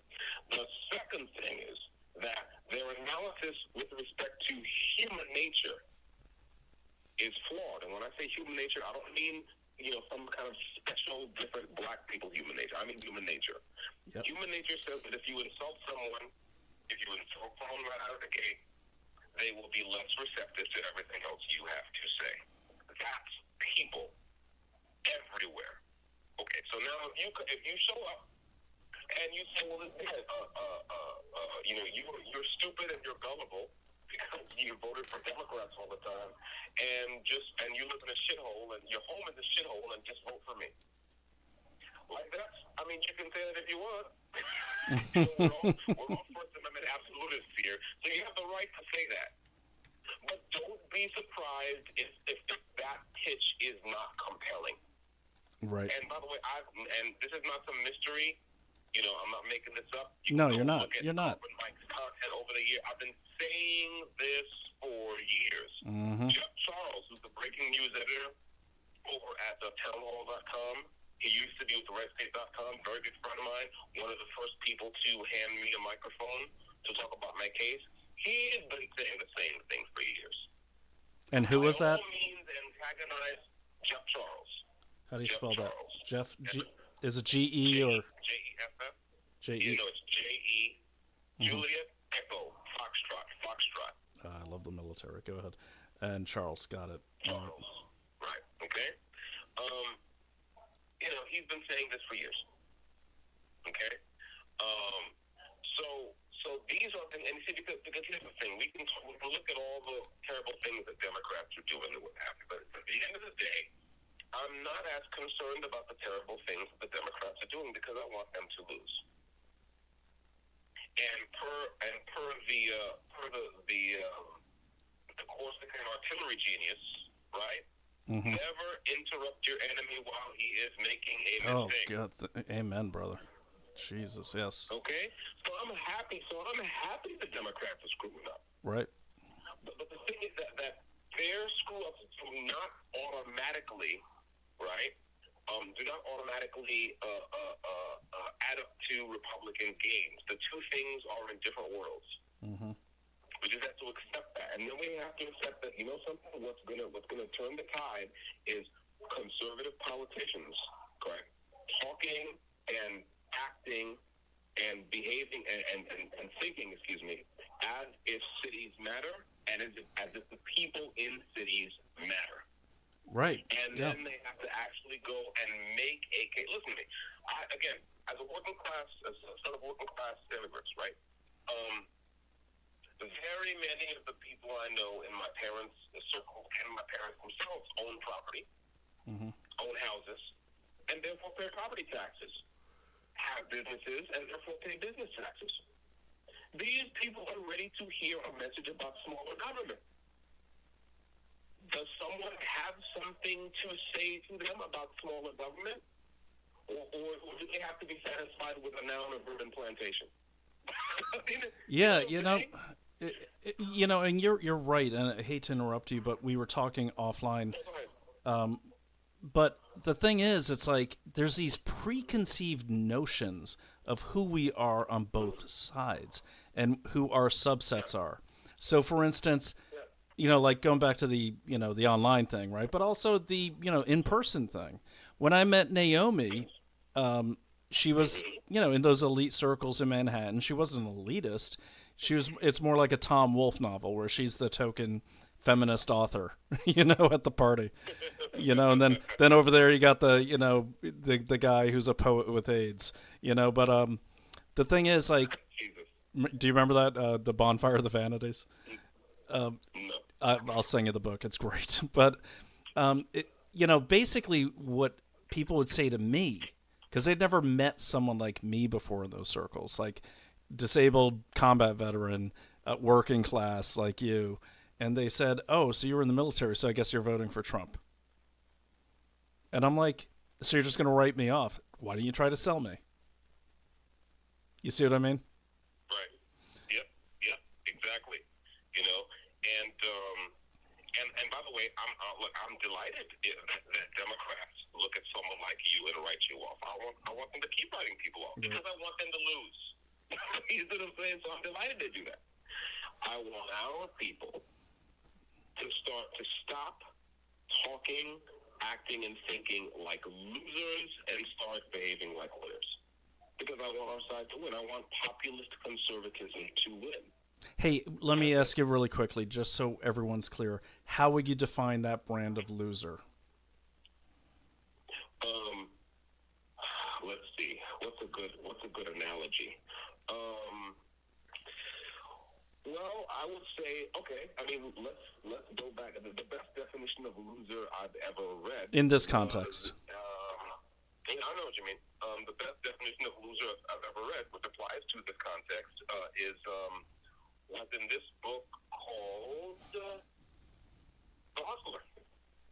The Hustler. That same book was made into a movie about pool hustlers. I think Paul Newman was in it. Paul Newman, yeah. Jackie Gleason was in it. Yeah, that's right. Jackie Gleason played Minnesota Fats. I read the book. I never saw the movie. And in the book, it was very funny because at one point, Newman's character loses to Minnesota. The hustler loses to Minnesota Fats. And there's some kind of after-action conversation they have when Minnesota Fats tells them, well, yeah, I could tell you we're a loser. Mm-hmm. He's like, what do you mean by that? He's like, well, because when you started losing, what did you do? You just started drinking more. You kind of folded up into your own feelings and did that. You didn't go to the bathroom, splash cold water on your face, come back and get your head back in the game. You started drinking more, and you just kind of gave up before you actually were defeated. That's how I knew you were a loser. Mm. So that's my definition. If because Democrats have been quote unquote winning in Chicago, really what I would call winning by default in Chicago for some decades, you think, well, it's not worth it to go over there and talk to people. And if you go over there and you make a half-assed effort one time and you lose, it's like, oh, well, yeah, it's not worth it anyway. You see what I said? It's just not worth it, and you just give up again. That's being a loser. Yeah. And again, people are free to do that. Just personal information. I do not want losers around me right now. No, you can't afford. You can't afford to have losers around you. Right. I'm in a fight for my freedom. Yep. I'm in a fight for my principles, for our principles, Yep. and I do not want losers around me. Okay. Yeah. So how does all this shake out in very practical terms? Because I've been speaking negatively. What should conservatives not do? Mm-hmm. What should conservatives in fact do? Well, conservatives should take an interest in penetrating these working class urban communities and finding out what I've known for decades, which is that working class black and brown people are very conservative. Extremely. In fact, many of them are slightly to the left of Genghis Khan. Okay? Get into these communities, talk to people, and start to seed or promote candidates for whatever, everything from chief dog catcher all the way up, Mm-hmm. right? Who are talking about a conservative message. We're talking about smaller government, but who are also talking about better government. And, me and my friends, we'll get into this in a bit because I really want to talk about this too. Me and my friends have been talking about this for so long that I started writing about this. And I started to come up with, okay, well, what would be a good political platform for conservatives to run on, especially in cities? Of course, I thought about my native New York. And I came up with something called Real New York, which is an open source political platform. By open source, I mean that if you hear about it, if you read about it, and you see some ideas you like, you should steal them. Yeah, absolutely. So basically, I was trying to come up with a way that conservatives could still be rock solid on our core values, but not just get into this thing that you alluded to before, where you see lefties do one thing and you immediately do the opposite. Right? There was a great Christian writer, Christian apologist, essayist, and so on named C.S. Lewis, an Englishman. Of course, he went to Oxford. Went to Oxford. He was one of the Inklings. He was friends with J.R.R. Tolkien and so on. And one of the things he said is that Satan sends deceptions into the world two at a time as pairs of opposites. Mm-hmm. So so that when you lurch back from one, you stumble into the other. And this to me is radically true. Right? In other words, it's not good enough for conservatives just to say the opposite of whatever a lefty is saying. Because the fact is that the opposite of a bad idea, most often, is just another bad idea. It's a bad idea pointing in the opposite direction. Because most ideas are bad. Most solutions to complex problems are wrong. So now if instead conservatives kind of took seriously some of the things that Democrats talk about, but just came to different conclusions and suggested different solutions, it seems to me most likely that they would get a hearing because people are ready to hear it. I'll give you an example. We have an out and proud socialist running for mayor in New York. Okay? And he's always talking about affordability, right? That's his thing. He's like, yeah, New York is not affordable this, affordable that, that's what we need, so we need to, and he proceeds to kind of run down this kind of term litany of stuff he wants to give away, quote unquote, for free. And you and I know it's not really free, but that's nothing to him. He doesn't mind that. He's just, okay, now, here's a question, right? Why are conservatives content to just, in the face of that, and let's call it a radically dishonest agenda, because it is a radically dishonest agenda. You and I know that these things he's talking about giving away are not really free. They have to be paid for somehow, okay? But why, in the face of that dishonest, catastrophically bad agenda, can conservatives not do something other than just repeat kind of conservative platitudes about capitalism? Like we have to me, we have a systems design problem, right? Our system does not work perfectly. Well, of course it doesn't, because it's a human system. Right. Okay, so it won't do to just, when dumb socialists like Zoran Mamdani say, oh, we have to dismantle this system, to me the answer is not to just say, no, this system is perfect and we shouldn't touch it. That's dumb. That's all. That's just, in the opposite direction of stupid. So no, we have to talk about what affordability means. I'm okay with saying the word affordability. Doesn't mean I'm signed on to his agenda. Yes, New York is radically unaffordable. Why? Because the cost of bringing new goods and services online is too high. Why is the cost too high? The cost is too high because the government has made the cost too high. Why is housing unaffordable in New York? Because it is illegal to build enough housing in New York. Wait, say that again. It's illegal to build enough housing in New York. What do you mean? What do you mean by that? Like, there's a cap on the housing? No. What I mean by that is that there are all kinds of limits on how much housing you can build in a given area. Right.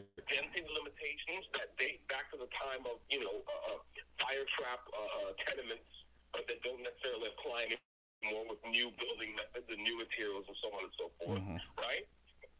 There are all these restrictions that say where you can't build and where you can't build and how high you can build and how you can't. And now he's trying to introduce new ones about being able to, whether or not you can charge more rent in year 2 than you did in year 1. He talked about freezing rents, okay?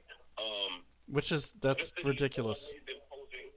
Of course it is. I mean, unless you're freezing inflation and, look, I mean, I've seen the add-ons. Sorry to interrupt you, Dexter, but I've seen the add-ons just on, my wife's mortgage. And it's like they got all these mysterious taxes, like the green energy and then even here in Massachusetts, you look on your national grid bill and I'm getting charged for electric vehicle fee. And we all know these ain't going towards electric vehicles because there are not enough charging stands for them. Even if there were, why are people without an electric vehicle being charged a tax? Exactly. To pay for people who don't have electric vehicles? Exactly. Okay, so what I'm saying is, there are very many reasons to oppose this stuff. You're never going to get to engage the public about the reasons Zoran Mamdani is wrong unless you're willing to admit that the initial grievance has merit. And the initial grievance does have merit. Right? We have an affordability problem. Zoran Mamdani does not have a solution to it. No, he does not. However, he has a solution, but it's wrong. It's catastrophic. Okay, but we have to come up with something better than rah capitalism. That will not do. Well, and we hold on. We also have to come up with something better than, taking down the quote unquote enemy. Like we get into this mode of like, we're going to show that he's a socialist and look, I do this too, but it's like, you have 1 minute left. Shit. Keep. We'll come back, but I just want to say, the whole here's the problem. You mentioned millennial voters. We have to remember that millennial voters are not old enough to really know how bad the Soviet Union was. Right. And therefore, socialism is not a scare word for them. So avoid magic words, right? Right. Stop thinking that if you just say the word often enough, that will scare people out of voting for it. It's not going to work. We have to address the fundamental conditions, and we have to do battle on that ground. Mm-hmm. And we can win. That's winnable ground, but we have to decide that we're going to fight on that ground. Here, I'm going to drop and come back. All right, sounds good. All right, guys. Yeah, I'm right here, man. So this is the caller has hung up. These are the conversations everyone needs to be having, and share this out, clip it, whatever you need to do. By the way, I don't tell you that so I could get a bigger audience. I don't care. I just want to get the word out. That's why I want a bigger audience. I actually do this on my wife's platform, so I don't even get paid. I just do this because I want to share these conversations. So what I'm saying is, and what he's saying is true, and we talked about this till like midnight last night, but I guess like 10 o'clock. But the point is, he's right. Like we say these things, like, look, you all, I'm Gen X, if anyone who's a Gen X parent, you have kids who are in their 20s. You say socialist or communist to them, you're not turning them off. If anything, their eyes are glazing over, and some of them are like, what's wrong with socialism? So it doesn't work. But one thing that has caught the attention of that generation is they can't buy a house. And that's where, I don't know if Dexter would agree with me, but that's where the conversation needs to be, is your wallet and your pocketbook. How's it affected? And he's right. Like there's, this tendency to really just lump all Democrats into one group and lump all Republicans into one group and lump all people who like Israel into one group and lump all people who like Palestine into one group.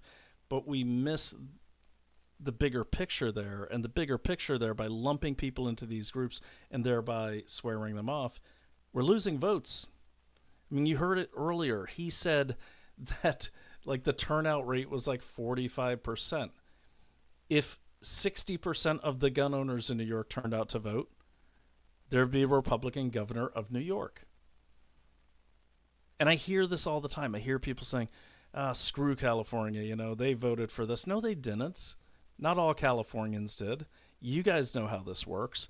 If the elections aren't rigged, then the population in the density centers like Manhattan and LA, they have the controlling amount of votes for the whole state. And that's why we can't write off the cities. Because one thing that New York, New Jersey, and LA have in common, or California have in common, and Washington and Oregon, those are all of our ports. That's how stuff gets in and out of this country. What else do they have? They have The Voice. They've got entertainment in Los Angeles. They control the message. In New York, they've got the financial system. Okay? In D.C., they have the government. Hold on. Unknown caller. You can plug your ears if you don't want to get depressed at the pre-recorded message. From Dexter Taylor. an incarcerated individual at New York State Department of Corrections and Community Supervision. This call is subject to recording and monitoring. An incarcerated individual's use of institutional telephones constitutes consent, and your calls may be provided to law enforcement agencies. To accept this free call, press 1. To refuse this free call, press 2. If you would like to... Preventing suicide is important. If you have concerns during this call, please contact the individual's facility to communicate with them. Recording, Thank you for using which makes me feel so you depressed. May start the conversation now. Oh my god, that recording, bro. Good Lord. What? The suicide thing. The suicide thing. It's like, come on. Wait, oh, that thing. Don't worry about it, man. They should have an option where you can like say, if you've heard this recording a million times, press 1. Bro, you've heard it a million fewer times than I have, so don't worry about it. That is true. I shouldn't be complaining. Yeah. Yeah. Exactly. I spent a total of 48 hours in jail in my whole life, so I shouldn't be complaining. That's right. Exactly. Anyways, where were we? Go ahead. Okay. Are we on? Oh yeah, no, we're always on, man. What I was saying too, while you were reconnecting, I was rehashing some of your points, and it's like this lumping of people into groups by both sides is. You said it really well. The Democrats basically have given people nothing worth voting for, and I'm paraphrasing, and then I think you said, but the Republicans have not given really a good alternative, so people just won't vote. Right. I mean, the Democrats, look, I know a lot of people who are like, why are the Democrats trying to make everything gay? I mean, I hear people say that in here, bro. Mm-hmm. I hear... Oh, in jail?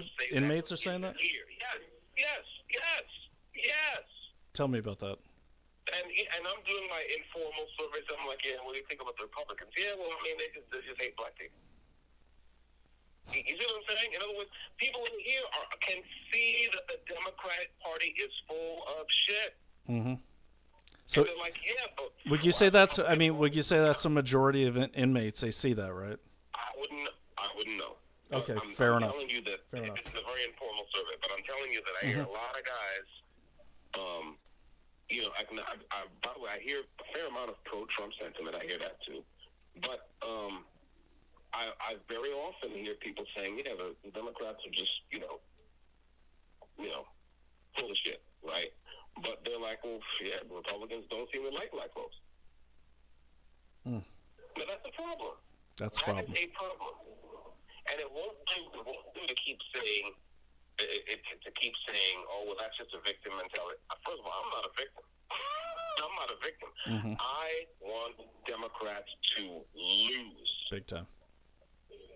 No conservative I can think of, okay, has a more vested interest in getting rid of Democrats in office, getting them out of office, I should say, than I do. Yep. Okay? And so when I say this, like, people should know that, whatever you think about what I say, I'm saying it from the heart. Because I am sincere. Okay? And I put my conservative credentials in front of anybody's. I mean... Yeah, and I would recommend people, if you want, you could go back and listen to my interviews with Dexter even before he went in, and his, Carbon Mike Spaces. That's where I met Dexter, actually. And all these, and he hasn't changed. He's convicted in it. And he's constantly educating himself, like literally, I think what you've read like half the library in the jail by now. Not quite half. Right, but you've last time when I talked to you a few weeks ago, you were on Thomas Paine, and then when I talked to you last night, you were on the history of the Crusades. Yeah, I just finished Michaud's history of the Crusades, and now I'm on kind of English history from the Roman pullback to through the Norman conquest and all the rest of the Reformation. I'm all over the place, and I love it. The job I have in here lets me go to the library anytime I want to, and there's a lot of old literature on the tablet. We have a subset of the Gutenberg library that we can just use on the Android tablet. So, yeah, I'm all over the place. I'm inhaling books. But back to what we were talking about Go earlier. ahead.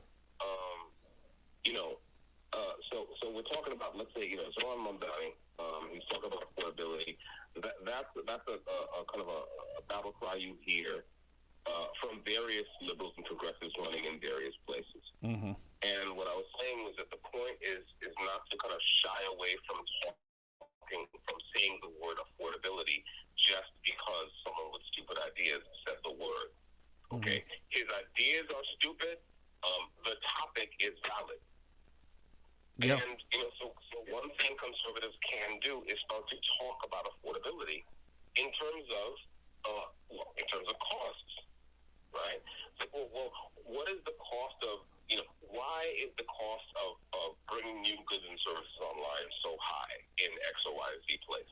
And you can go, it doesn't take much, you can go back and show how, well, actually government has made the cost of these things too high. Mm-hmm. And then it's like, okay, so how can we change governance to lower those costs? If you make it more costly for people to bring new housing units online, Right. then they're going to do less of it, right? So how can we change that? And we can change that, but conservatives have to be interested in changing that. And by the way, I just wanted to say another thing. Even when we get in the cities, even when we get someone who professes to be a conservative, most often in my experience, they govern like statists, and that's a problem. Flesh that out a little bit. Like, do you have an example? Yes, I have very good examples. Good. I knew you would. Rudolph Giuliani, for one. Former Mayor Rudolph Giuliani governed like a statist. He certainly did not govern like a conservative originalist. He obviously did not care about the Fourth Amendment, for example. And he certainly didn't care about the Second Amendment. Mm-hmm. In fact, he was hostile to both those things. We know this. And yet somehow conservatives then and now seemed happy to line up to kiss the hem of his robe in a way that I, as a conservative, find disgusting. How is it that you can call yourself a conservative? Huh? Mm-hmm. And then literally say that you're going to, get policemen to stand on corners and randomly go through people's pockets because of where they live and what color they are, and call that a kind of policing. Mm-hmm. And that was the wasn't that the stop and frisk policy? Yes, it was. Yep. Let me just.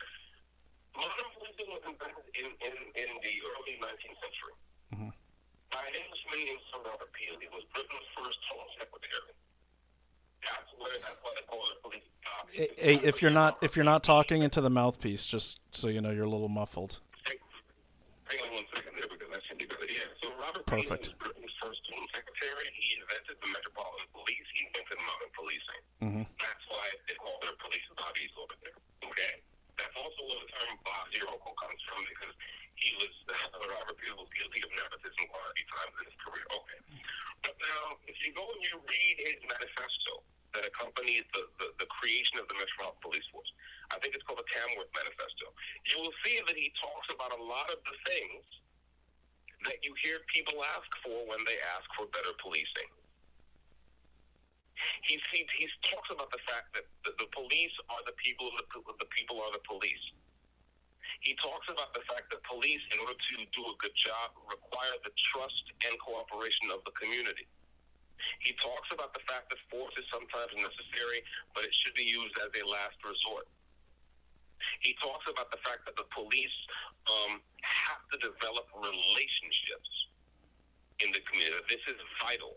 Right. And the fact that they have to be seen, because their number one job is to deter crime. Policing is the professionalized maintenance of public order.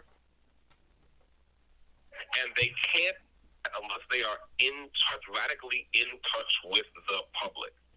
And by the way, even if we didn't know about the Robert Peel, we would know this just from knowing anything about police procedure in a city like New York, right? Something happens, the police show up. What do? They cordon off the area, okay? Detectives come and they start the forensics, pick up shell casings and so on, and they begin to do what? Canvass for witnesses. They talk to people. And so it should be obvious that police cannot be competent investigators unless people are willing to speak to them. Good point. But one of the problems we have in American conservatism is that conservatives have evolved this strange idea that policing involves car chases and gunfights and arrests. That's all of it. Now, of course, occasionally there's a car chase or a gunfight or an arrest. Occasionally, police have to put hands and feet on somebody, let's be honest. But policing means building relationships. That is what it is. Yeah, and that's that's the core of community policing. Well, you see, I don't even like that term community policing because there is no policing without the community. We don't need a special term. That is policing. It's the one right? it's the one they taught me at my overpriced master's degree at Boston University. So Yeah, get a refund. All right there, Goodwill Hunting. You know what I'm saying? But yeah, bro, it's like people. So there's another example of this bad tendency that conservatives have to simply do the opposite of what lefties are doing. So now, when you hear about some incident of police brutality, police overstepping their authority, so on and so forth, right? You hear these dumb lefty slogans about the police, right? Yep. Abolish the police, defund the police, no more police, all this nonsense. And then, instead of hearing people kind of make sense about policing, you have conservatives say, well, rah, rah, rah, back the blue. And it's like, well, hang on a second. Wait a minute. You're a conservative. Conservatives believe in limited government. All right. Police work for the government. Policemen are armed bureaucrats. So how is it that conservatives, when they campaign in one part of town, or in one part of the country, they say, well, government can't do anything right. And then when they come to New York to talk to me, they say government can't do anything wrong when government's wearing a badge. Dude, that's not just conservatives. That's every politician. That's every politician. I don't care about every politician. I care about conservatives. No, look, I'm not trying to. I'm not trying to balance the sheet here. What I'm saying is, the problem is the brand of politicians in this country has basically become a cookie cutter type of product, and they all do the same thing, and that needs to change too.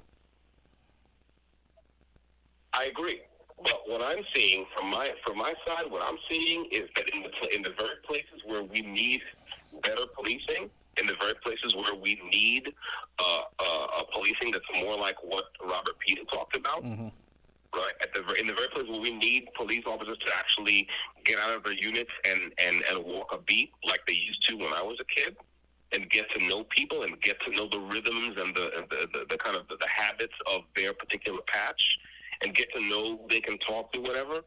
All we hear from so-called conservatives is rah, rah, rah, back the blue. That's not good enough.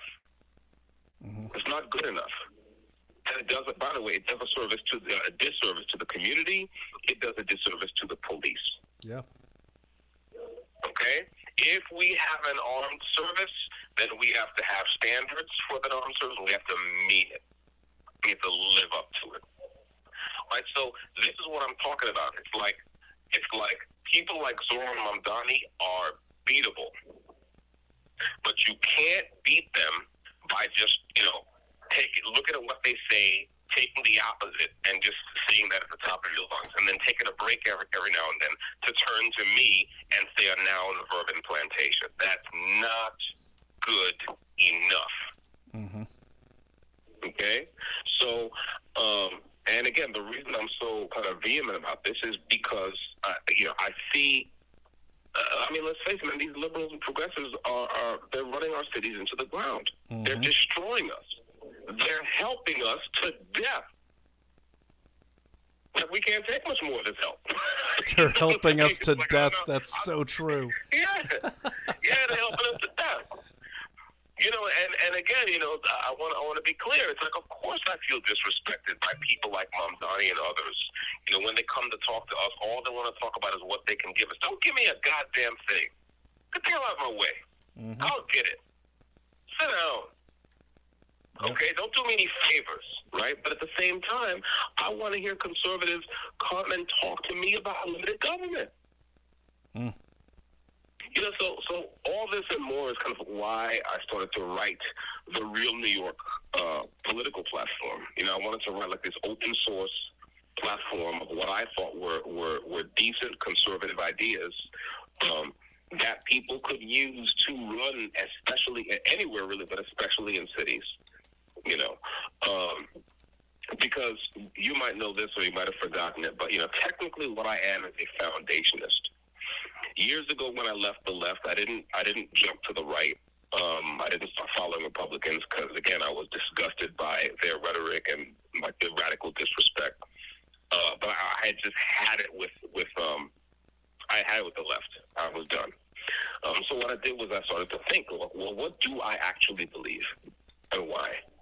You know, and eventually what I came up with was this thing called the Foundationist Manifesto, Foundationism, which I would describe as kind of a discipline of thought that can help us have higher quality disagreements about the things that matter to us.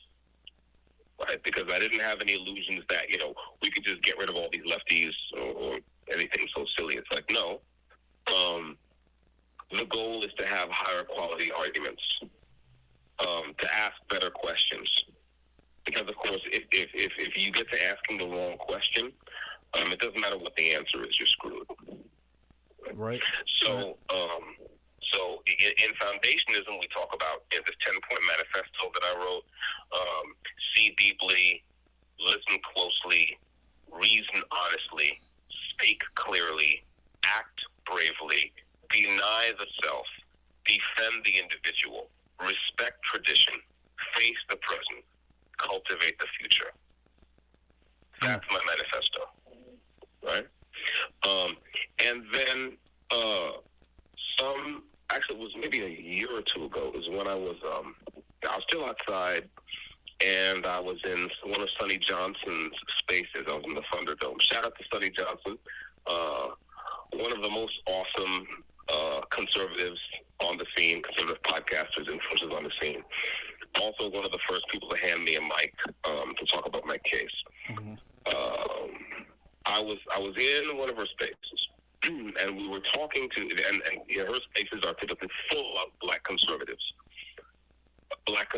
who are tired of Republican bullshit. Right? And so there was a black conservative woman in there as a guest. Her name was Kimberly Klacik. She had run for mayor of Baltimore as a Republican, and she had lost. And we were talking about, kind of dysfunctional habits of thought and speech on the conservative side. Someone asked her, well, okay, if you rang my doorbell and I answered, and I show up as me and you're talking to me, what's your elevator pitch? Like, what do you have to say to me as a resident of the city? And really, the answer we got was a kind of a low quality answer. It had a lot of platitudes and just. So I sat and wrote like a basic kind of open source platform, like 6 points or whatever. And I read it to the space, and people were like, "Hey, wait a minute, that's okay." So then I kind of started to elaborate on that and talked with a bunch of my other friends on social media in my conservative circles. Shout out to Carl. Shout out to Carl, by the way.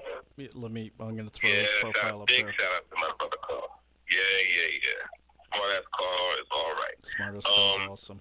And what I came up with was the Real Neighbor political platform, right?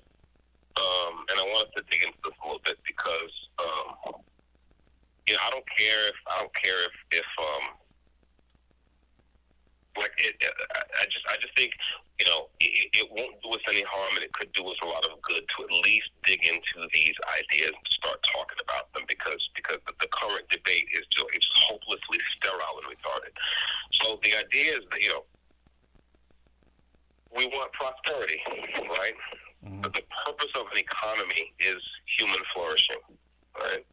But we have to grow from the bottom up, and the roots of our prosperity are or should be the free citizen and the free family. Right. And so we have to be free from some things and free to do other things.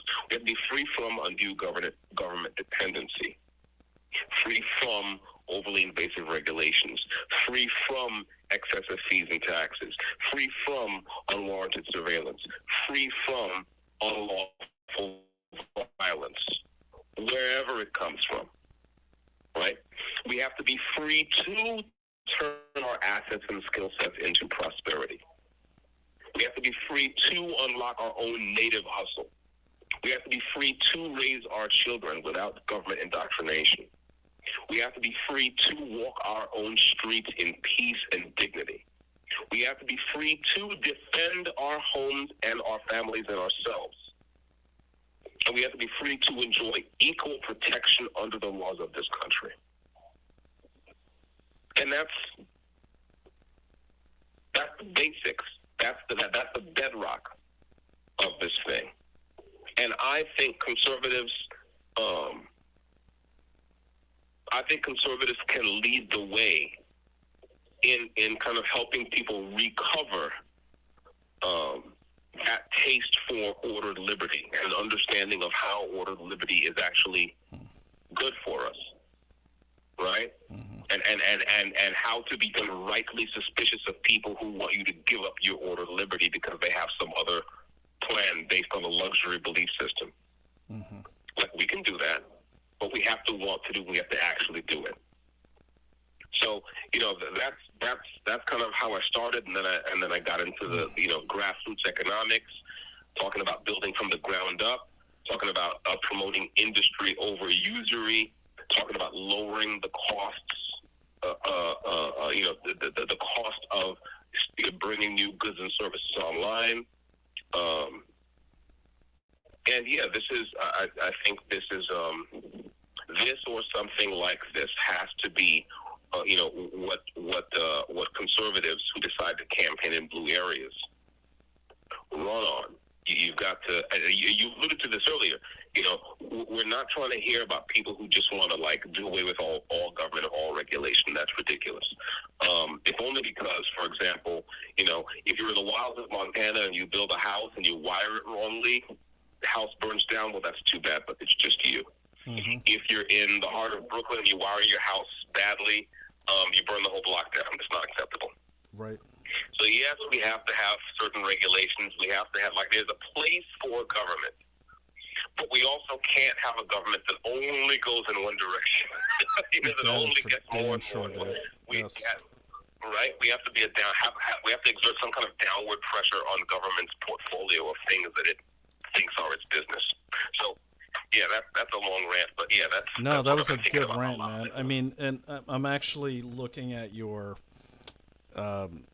your sentencing statement is amazing. Like, you have it there. Yeah, I don't know if you have it memorized, but it's definitely something I'm going to post and even read when your time runs out here tonight. Well, thank you. I'm listening to you, and I know we have a mutual friend who. I love this guy, and I think you've got to talk to him a few times. I won't say his name just because I don't want to give away his plan. Mm-hmm. But he's like, I want to run him from prison for office. And I said, I'm listening to you now, and I'm like, brother, you need seriously. I know the last thing you want to do is become a politician, but we need leadership like yours. Right. We need leadership like yours, and you're leading now. People are listening to you, and if they're as inspired as I am, and this is why, last night we spent 3 hours on the phone, and it's and thank God they give you free calls. That's a nice change. But the thing is, we need this, and I want to address some comments too, Dexter, and I want your comments on that. And by the way, I'm not calling this person out, but I think they mean well. But let me just put him up here. So, seems like a good guy. I checked out his profile. But he said, when in prison, do as the prisoners do, read, write, and religion. When in prison? I mean, no offense, guy, but, or Guy, that's what we should be doing all the time. All the time, right. All the time. Right, exactly. All the time. Not just in prison. And we were talking last night, and I got to spend some time with one of the rabbis in the Crown Heights Chabad 2 weeks ago, and they do Shabbat. And so people that don't know Shabbat, there's no devices, from sunset on Friday to sunset on Saturday. And you do two things. You read, three things. You read, you do religion, and you talk. And you learn so much about other people and what's going on in their world and how it affects your world in 24 hours than you ever will in 24 days when you have 1 million devices near you. So I agree with you, Guy. Read, write, and religion, but not when in prison. Now. or will all be prisoners.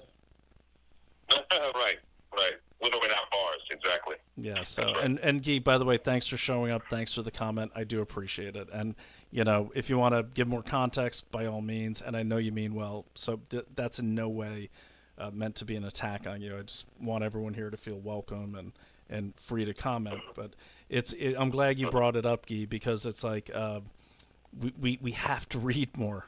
We have to read more. Yes. I'm embarrassed when I talk to Dexter, who's serving a 10-year sentence, hopefully which will be cut down drastically, and then he can sue the state.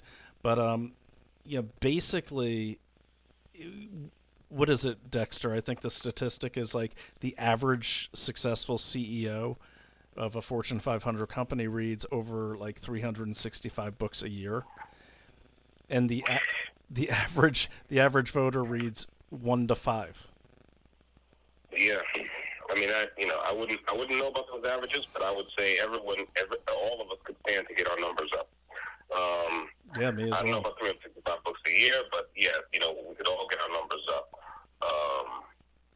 Yeah, there's a great quote from Francis Bacon. He said,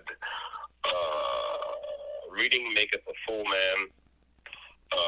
Reading maketh a full man. Conference a ready man, and writing an exact man." Mm-hmm. It's Francis Bacon. Speaking of quotes, Dexter, let me just read this. Can I read your statement, because this is important?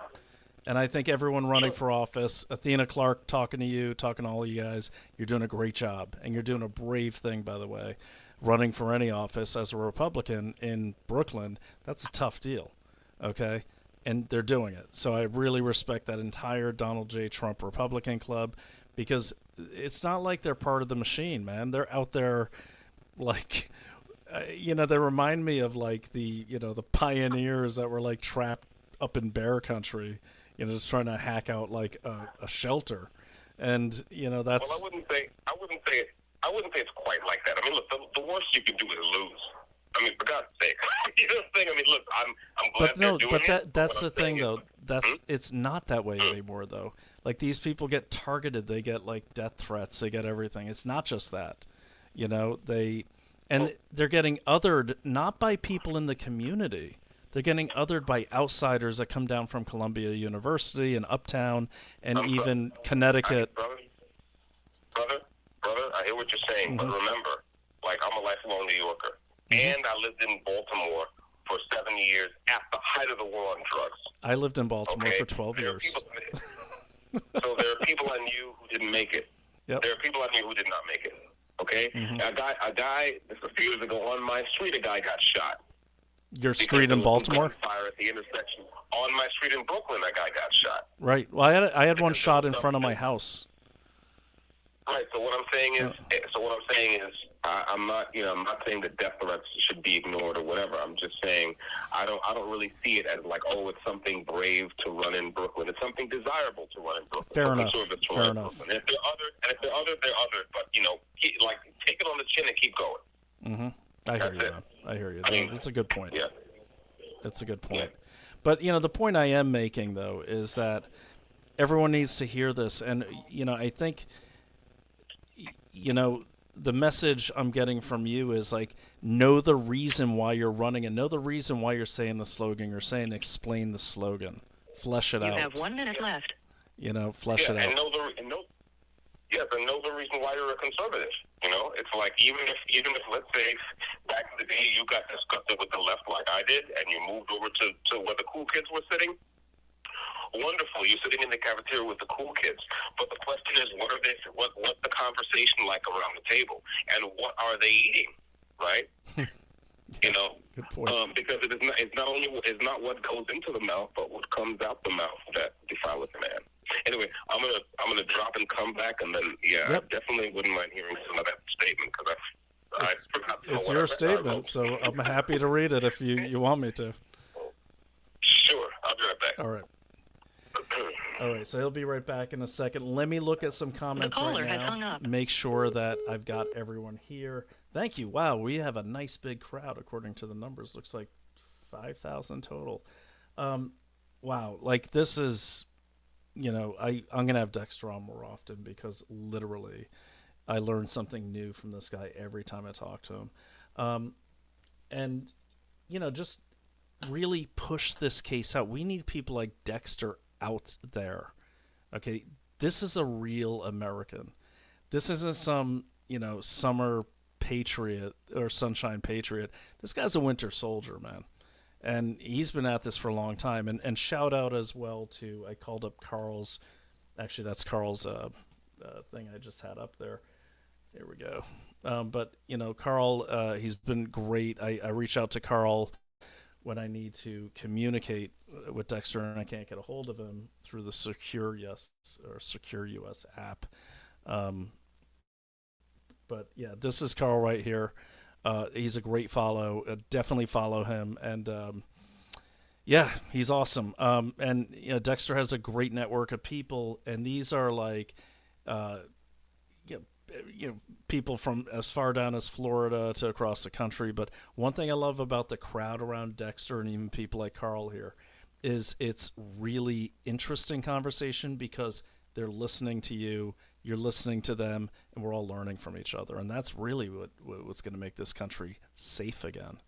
Okay, it's not a slogan, it's not anything like that. What's going to make it safe again is being like the Dexters of the world and who are constantly making themselves better. Unknown caller. Every single day. Here it comes. Sorry, you got to listen to the suicide message again. Dexter Taylor. An incarcerated individual at New York State Department of Corrections and Community Supervision. This call is subject to recording and monitoring. An incarcerated individual's use of institutional telephones constitutes consent, and your calls may be provided to law enforcement agencies. To accept this free call, press 1. To refuse this free call, press 2. If you would like to permanently block your number from receiving calls from this facility, preventing suicide is important. If you have concerns during this call, please contact the individual's facility to communicate with them. Thank you for using Securus. You may start the conversation now. Hey, by the way, Consumer Diligence, I see you on the chat. Consumer Diligence is the organization I belong to where we go after like every single business known to man if they look a little shady. Let's do a little check on Secure US or whatever the hell they are. Secure us. I just don't see the need for this company. I want to figure out how the hell they got in there. Like, why do I have to download their app and put credits onto an app to talk to Dexter? Now, granted, I'm lucky he calls me, but seriously, right, Dexter? It's like, how'd they get in there? Well, I mean, I have no idea, but as in most, look, I mean, I don't even know. I think the corruption in Albany is the whole. It's beyond the scope of any single conversation. Let's just say that. Yeah. That is beyond the scope of any one conversation. It is what it is. Thank God they made the calls free early this year. Look, dude, the corruption is up and down the chain. Like, for instance, like Hochul endorses Mondami after whatever he paid her, and then he didn't endorse her back. And it's like I don't think he paid her at all. That's what makes it even worse. I don't think he paid her at all. What do you think happened? She thought. No, I think she's hungry for votes, right? She knows that. Yeah, but she's she wouldn't endorse him for a while though. Well, yeah, because she was hanging fire, that's all. I think at a certain point she said, hey, I see that there's a lot of energy behind this guy, and he's got a great ground game, and da-da-da-da, and he could, and I think she thought that she could maybe, pick up some of that shine by endorsing him. I think it was a mistake. I think it was a huge unforced error, but, we'll see. Dude, she is like, my wife interviewed her when we were just dating, right? And so I actually found video on my cell phone that's not published of her, and she's dumb as a brick. Dumb as a brick. Like, I'm sorry, she's just a dumb person. She's not very smart. Like those people, they look like Stepford wives and their eyes go all wide and crazy and they're like, I am saying this because someone's got their hand on my spine making my mouth move. She couldn't even give me an articulate answer why she had a broken wrist. Like she had a little cast. That's like 2014, 15. And so, but she showed her colors because she showed her fear. Because like I put out a video where she was. Do you remember when you were out then? But she was talking about the vaccine, and she's talking to like some Christian mega church or something, and she's like, "I want you to be my apostles and spread the word about the vaccine, dude. I'm not making it up." So I made, I'll post a video later, but I took it and I used my little iMovie that my 7-year-old taught me how to use at the time, and I added some sound effects to her speech, and it's like a scary freaking The Conjuring like trailer by the time I was done with it. As soon as I posted that, her chief of staff called my wife and said, "Oh hey, remember that interview you shot? 7 years ago. Do you have any copies of that?" And I'm like, okay, now I'm definitely scrutinizing that interview to see what they're worried about. But anyways, I've got your let me put this up on the screen. I've got your sentencing statement from May 13th. I'm guessing that was the last day of trial, right? Of 2024. It was a couple days after the last day of trial, I think. But yes. Give me some context here. So, when you're giving this statement, is this normal? I'm sorry. No, it wasn't. I'm sorry. I'm mistaken. It wasn't, because remember, sentencing came sometime after the verdict, right? So we get the verdict. Immediately, I'm carted off to Rikers Island. And at some point, one of the calls I had with my lawyer, they told me that, okay, soon you'll be going to. You'll be coming back for sentencing, and so I wrote a statement because I said I definitely want to have something to say, when I'm sentenced. So I wrote that and took it with me, and that's what I read. Now, do you have anything there to read, or you want me to read it for you? Well, I don't have anything. I had it written down, of course, but all my papers, all my notes, everything that I had at Rikers, when they took me upstate, all that stuff was seized and destroyed. So I have nothing. God. Okay, well, it's not destroyed. We have it here, so that's good.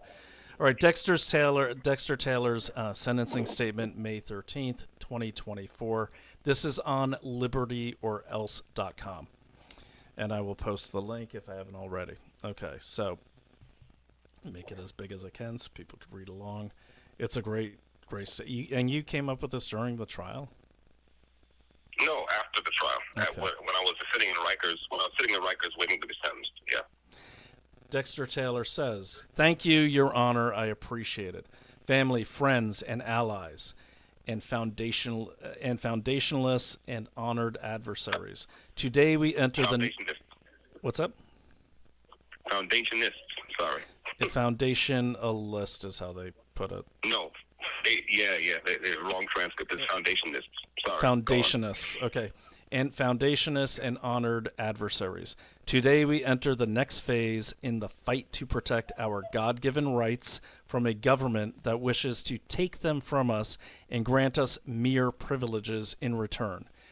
To quote another patriot from another place and time, "This is not the end. This is not even the beginning of the end. This is perhaps the end of the beginning." And so as we enter this new phase, there should be no question in the mind of any patriotic American as to why we fight. After all, only slaves lack the right to arm self-defense, and we are no slaves but free citizens of a great republic. And we contain multitudes, each of us, from a builder, a healer, a teacher, a statesman, a soldier, a judge, an attorney at law, a sergeant at arms, and an image of God, so we know why we fight. The question before us is how we must fight, what kind of discipline we must bring with us into battle, and what spirit we must show to our friends and adversaries alike. And by way of answering, we refer to our core doctrines. The Foundationists' Manifesto calls us to listen closely and to speak clearly, to deny the self at the same time to defend the individual, to respect tradition, and also to cultivate the future. In short, as foundationists, we are called to embrace disciplines which seem to contradict each other, but nonetheless to embrace them with all of our strength. So it is in our current fight, because this system, as dysfunctional as it often is, as unjust as it often is, nonetheless, it is our system. It is a feature, not a bug, of our American civilization. Like any other structure built from man's crocked timber, it is not perfect. Judges and go ahead. Crooked timber. Man's crooked timber. Man's crooked timber. Got it. Okay, sorry. I'm just reading it as it's written. And I'll reach out to them and see if they could get some corrections here. Judges and attorneys and trial courts and juries in the light of day are not perfect. Judges and attorneys and trial courts and juries in the light of day are merely what we have instead of the blood feud and the vendetta and the dagger in the dead of night. Good point. Knowing this, we give challenge even as we give thanks. Knowing this, we prepare ourselves for battle in a spirit of profound dissatisfaction and profound gratitude in equal measure. That is the apparent contradiction we face as we continue this struggle for the civil rights of our fellow New Yorkers and our fellow Americans. On the one hand, to hate the system, our system enough to fight it, but on the other hand, wait, let me read that again. On the one hand, to hate the system, our system, enough to fight it, but on the other hand, to love it enough to think it's worth fighting for. Do you want to restate that? That seems a little scrambled. No, that's exactly right. On Okay. the one hand, to hate the system, enough to fight it, but on the other hand, to love it, enough to think it's worth saving. That's Gotcha. right. Okay. Nothing else will do for us but this profoundly Christian habit of defeating a contradiction by fully embracing both sides of it. So when our adversaries look for us, let them find, to quote my Christian friend, quote, a bee shiniest at a wasp's hostility. A bee shiniest. A bee. No, that's a miss. Go ahead. Miss thing. It's a bee's shyness. A bee shyness. Hostility. Yes, and a wasp's hostility. All right, shyness. Do you know the people that own the site? I can reach out to them. I have no idea what even that site is until you mentioned Okay, a bee. I'm grateful to them, by the way. So it's a bee. Bee's shyness. A bee shyness. A bee's shyness. Yeah, the shyness. Bees are shy, so right. A bee's shyness and a wasp's hostility. That by the way came from a Christian Ethiopian friend of mine's Twitter feed. Yeah, that's really good. Yeah. Let us show them a soldier's intensity and a diplomat's calm. Let our adversaries find us stern in battle, patient in defeat, and gracious in our ultimate victory, which is certain. In short, when our adversaries look for us, let them find reasonable men and irrational patriots. When I was a boy, my grandfather told me that that fire is a great servant, but a terrible master. And so it is with government. And to the extent that our own government attempts to be our master, we must oppose it. We must fight to the utmost limits of our strength, but in that fight, our spirit must be one of restoration, not destruction. We must confront the enemy as the firefighter confronts his enemy, and for the same reasons that the structure itself may yet be saved. God bless. Yeah. Wait, go ahead. Wow. That was all right. I'm sorry. I'm interrupting. What, there's one. You got one more line. So, God bless and keep you all, and may God bless the United States of America. Thank you, Your Honor. Beautiful. Thank you. I never. Yeah. Wow. It's been a while since I thought about that, and of course, I haven't had it in my notes because they all got destroyed. I've never read it before, so I hope I did it some justice. You did it some justice, absolutely. The thing is, the court stenographer, I guess, that whole process, introduces errors or what have you. But I'm glad I wrote that, and I'm glad I said it, and I still believe it. Obviously, I still believe it. And let's do this, Dexter. This week, sometime, if you want to give me a call, we could go through it line by line, and I can repost it correctly, if you want. Thank you. Yeah. Thank you. I'd appreciate that. Yeah, no problem, man. Well, Dexter, we got to wrap it up. It's like late. The time always flies. We've been on for a long time. But before we go, I do want to read these really great comments a lot of people posted since the beginning. Okay, so I don't know if you know these people, but we have Who Dat Girl. Oh, yeah, Who Dat? You know her? Yeah. She says, Shout out to Who Dat. Shout out to Who Dat. A true patriot, I'm proud to know Dexter Taylor. Okay. Rosemary Macero reposted the stream. Sadie reposted the stream.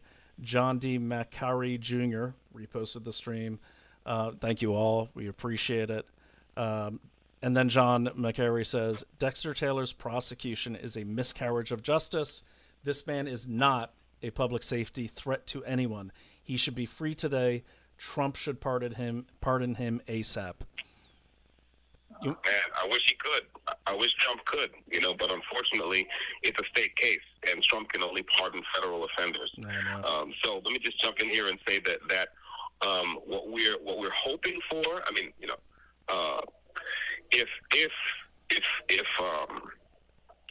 of course, if Kathy Hochul is unseated by a Republican next year for governor, then there's a better than zero chance that I could receive a pardon. But of course, what we really want is for the whole case to be overturned as an unconstitutional thing to begin with. The law has to change in New York. And I'll just say this, that is why we really want people to spread the word, to reach out to the DOJ, because we want the DOJ to take New York State to task for this. New York State is systematically depriving New Yorkers of equal protection under the laws of this country. They are breaking the law. And we want this, and that's the quickest way for this to become a federal matter, right, is for the DOJ to take New York State to court. The other way is, the appeals process, which we have to go and lose in all the state appeals courts and then go to the feds. So that's what I'll say to that. Yeah, and there's another thing. We won't go into it too deep, but I just want to address it. You brought it up, and actually, our friend Jimmy Wagner is the president of the Donald J. Trump. It's a long name, but it's the Republican Club in Brooklyn. Great guy, great friend. You got to talk to him too, right? Yeah. So, but he made it. He's a lawyer, and he said the cases that he's fighting the most are equal rights cases, where, as they're trying to disarm, basically as they're calling, white people the murderers and got to get the weapons away from them. Isn't there an outsized number of black men barely can get like a conceal and carry permit in New York? Well, yeah, that process is thoroughly broken. The permitting office has been mired in scandal, and we had. If anyone reads the transcript of my trial transcripts, there was a gentleman from that office who actually testified at my trial. And he did not cover himself in glory. Just say that. It was obvious from his testimony that he didn't know what he didn't know anything, and that his office was kind of a joke. At one point, my lawyer asked him on cross. He says, "Well, what's your job at the permitting office?" "Well, I own all the records." "Okay, very well. How many people applied for a permit last year?" "I don't know." "What?" "Well, how many people applied for permits the year before?" "I don't know." "Well, why don't you know? Don't you own the objection from the judge?" The judge lodged an objection because she didn't like that line of questioning.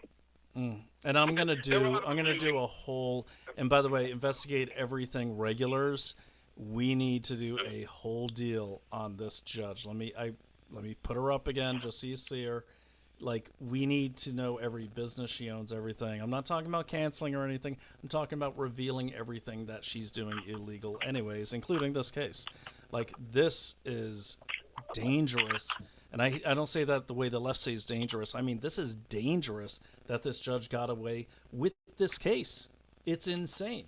And there it is. There is a petition out right now to remove her. Abina Darke, did I say that correctly? Yes, Abina Darke. Yeah. Okay, this is the judge in the case that said the Second Amendment does not exist in this courtroom. How dare she? Like, who does she think she is? And she needs to be out of her seat and out of her robe quickly. I don't mean that in a, Cinemax After Dark way. What I mean is she needs to be out of a job. Okay, so everyone keep in mind who this is. Spread this around. It is in the comments. If you look at my replies, I put this change.org one. I also put Dexter's Give Send Go, which is more important. And I just want to state for people that Dexter's defense is expensive. How much, and let me just, can you address this really quickly? Because I want people to understand, why you're raising this amount of money. Right now, I've got it up on the screen, Dexter. It says the goal is $400,000 and that you've raised $282,000. Yeah, so, and we pretty much run through everything we've raised so far. Again, my legal team is first rate, but a first rate legal team costs a lot of money. It's also, and there are also court fees. Like, for example, something I didn't know, you have to pay for your own transcripts. You don't just get your transcripts. You have to pay for them. And we paid close to $10,000 for it. Even after my lawyer kind of made a fuss because they were actually overcharging us. Even when he made a fuss about it and got it down to the right number, it was still, between $5,000 and $10,000 just to get our transcript. That's ridiculous. Which you have to file the appeal in the first place, and then filing fees and so on. So that's why we have to raise money. But I would say, again, I'm grateful to everyone who's contributed to my Give Send Go. But the one thing people can do that doesn't cost any money is to spread the word. Right? Is to contact any podcasters, influencers who are in your circle, get them to send the case. You're muffled. You're muffled. Say that again. So the Wi-Fi just dropped it out. Yeah, I was saying the one thing people can do that doesn't cost any money is to spread the word about this case. And not just spread it to their friends and family, but to any podcasters, any influencers, people with big microphones. The more people I talk to, the more people come to know of this case, the better for us. Everyone, yep. You guys hear that? Let's get it out. And look, what I want everyone to do right now during this podcast, if you are on X, okay, I'm going to share this tab. She's a good person. I'm not saying but get this to AAG Dylan. She needs to act on this case. I've got her X profile up as I'm saying that. Everyone follow her, and everyone, I don't care if you retweet this stream or you retweet the case, I don't care. But make sure, Harmeet knows, this is the case. This is the one. This is the case that she needs to be opening up. Because this case will affect us all. It will definitely affect us all if it is left to stand. It creates a precedence that is dangerous because I don't know if you agree with me or not. You know a lot more about even American history than I do. I'm ashamed to say, but I do. I'm not scared to say it. But the thing is, it's like the way I look at this case, if this is left to stand, this could be used as precedence and it can open up a fissure that eventually erodes our Second Amendment rights and eventually the Constitution. Well, I would say I would agree, but I would go even further. Look, different states, it is settled law, right, that different states have the right to regulate carry in the street, public carry, right? So whether it's open carry, concealed carry, permitless, constitutional carry, right? So different states do have the right, to do that. But you see, since none of my weapons ever left my home, right? I wasn't arrested in my car with weapons. I wasn't, towing a wagon full of AR-15s behind me in Central Park. I was in my home. Now, if the Second Amendment does not protect the right to keep and bear arms in your own home, as a law-abiding citizen with no criminal record. You see, if the Second Amendment does not protect that right, then it's a dead letter and a dead formula, and we should just give up. So that's what I would say. That's why it's important. So you guys hear it. It's like we got a hashtag going on right now, Free Dexter Taylor, absolutely. But I think more importantly, and you'll agree with me, is overturn this case needs to, be defeated. It's like... Yes, the law needs to be... Yes. Like, your freedom is important to me as a friend, and it's important to you as a human being, but you're a real patriot, and I know the biggest thing that's important is this case needs to be eviscerated. Yes, sir. Yes, sir. The law in New York needs to change. New York State needs to, and I get it, there's bureaucrats who worry about this and that and nothing. So, but listen, because people can't seem to maintain civic order in the streets is not a reason to take our rights away. No, solve that problem. There are people shooting up the place. Run down the people who are shooting up the place. Yes, thank you. I am not shooting up the place. It's very simple, So yes, that's why. And yeah, I agree with you. I mean, I want to get out of here. Obviously, I want to be back with my family. But the thing is that none of this has been worth it unless this is about more than just me. Mm-hmm. I mean, just being honest, right? None of this is worth it. Not a second of it. Not one birthday missed. Not one Christmas. None of it is worth it unless this case is about something bigger. It has to be about us. It can't just be about me. Mm-hmm. Absolutely. And I am going to be getting up there. I got to check the visitation schedule. Hopefully, I could get in. I'm going to talk to the ward and try to see if they'll let me interview you there. If that's something you're willing to accept. Sure. There's two different things. There's the visitation schedule, which is they're only doing weekend visits now at this facility. So you have to go to the facility's website and see what day corresponds to my last name. To do an interview is a different process. You'd even go to a different part of the facility, and you'd have to talk to the correct person for that. And we can talk about all that offline. Of course. But you and my feet come up sometime and visit me. I'd love that. And of course, if it's over an interview, like the default answer is yes.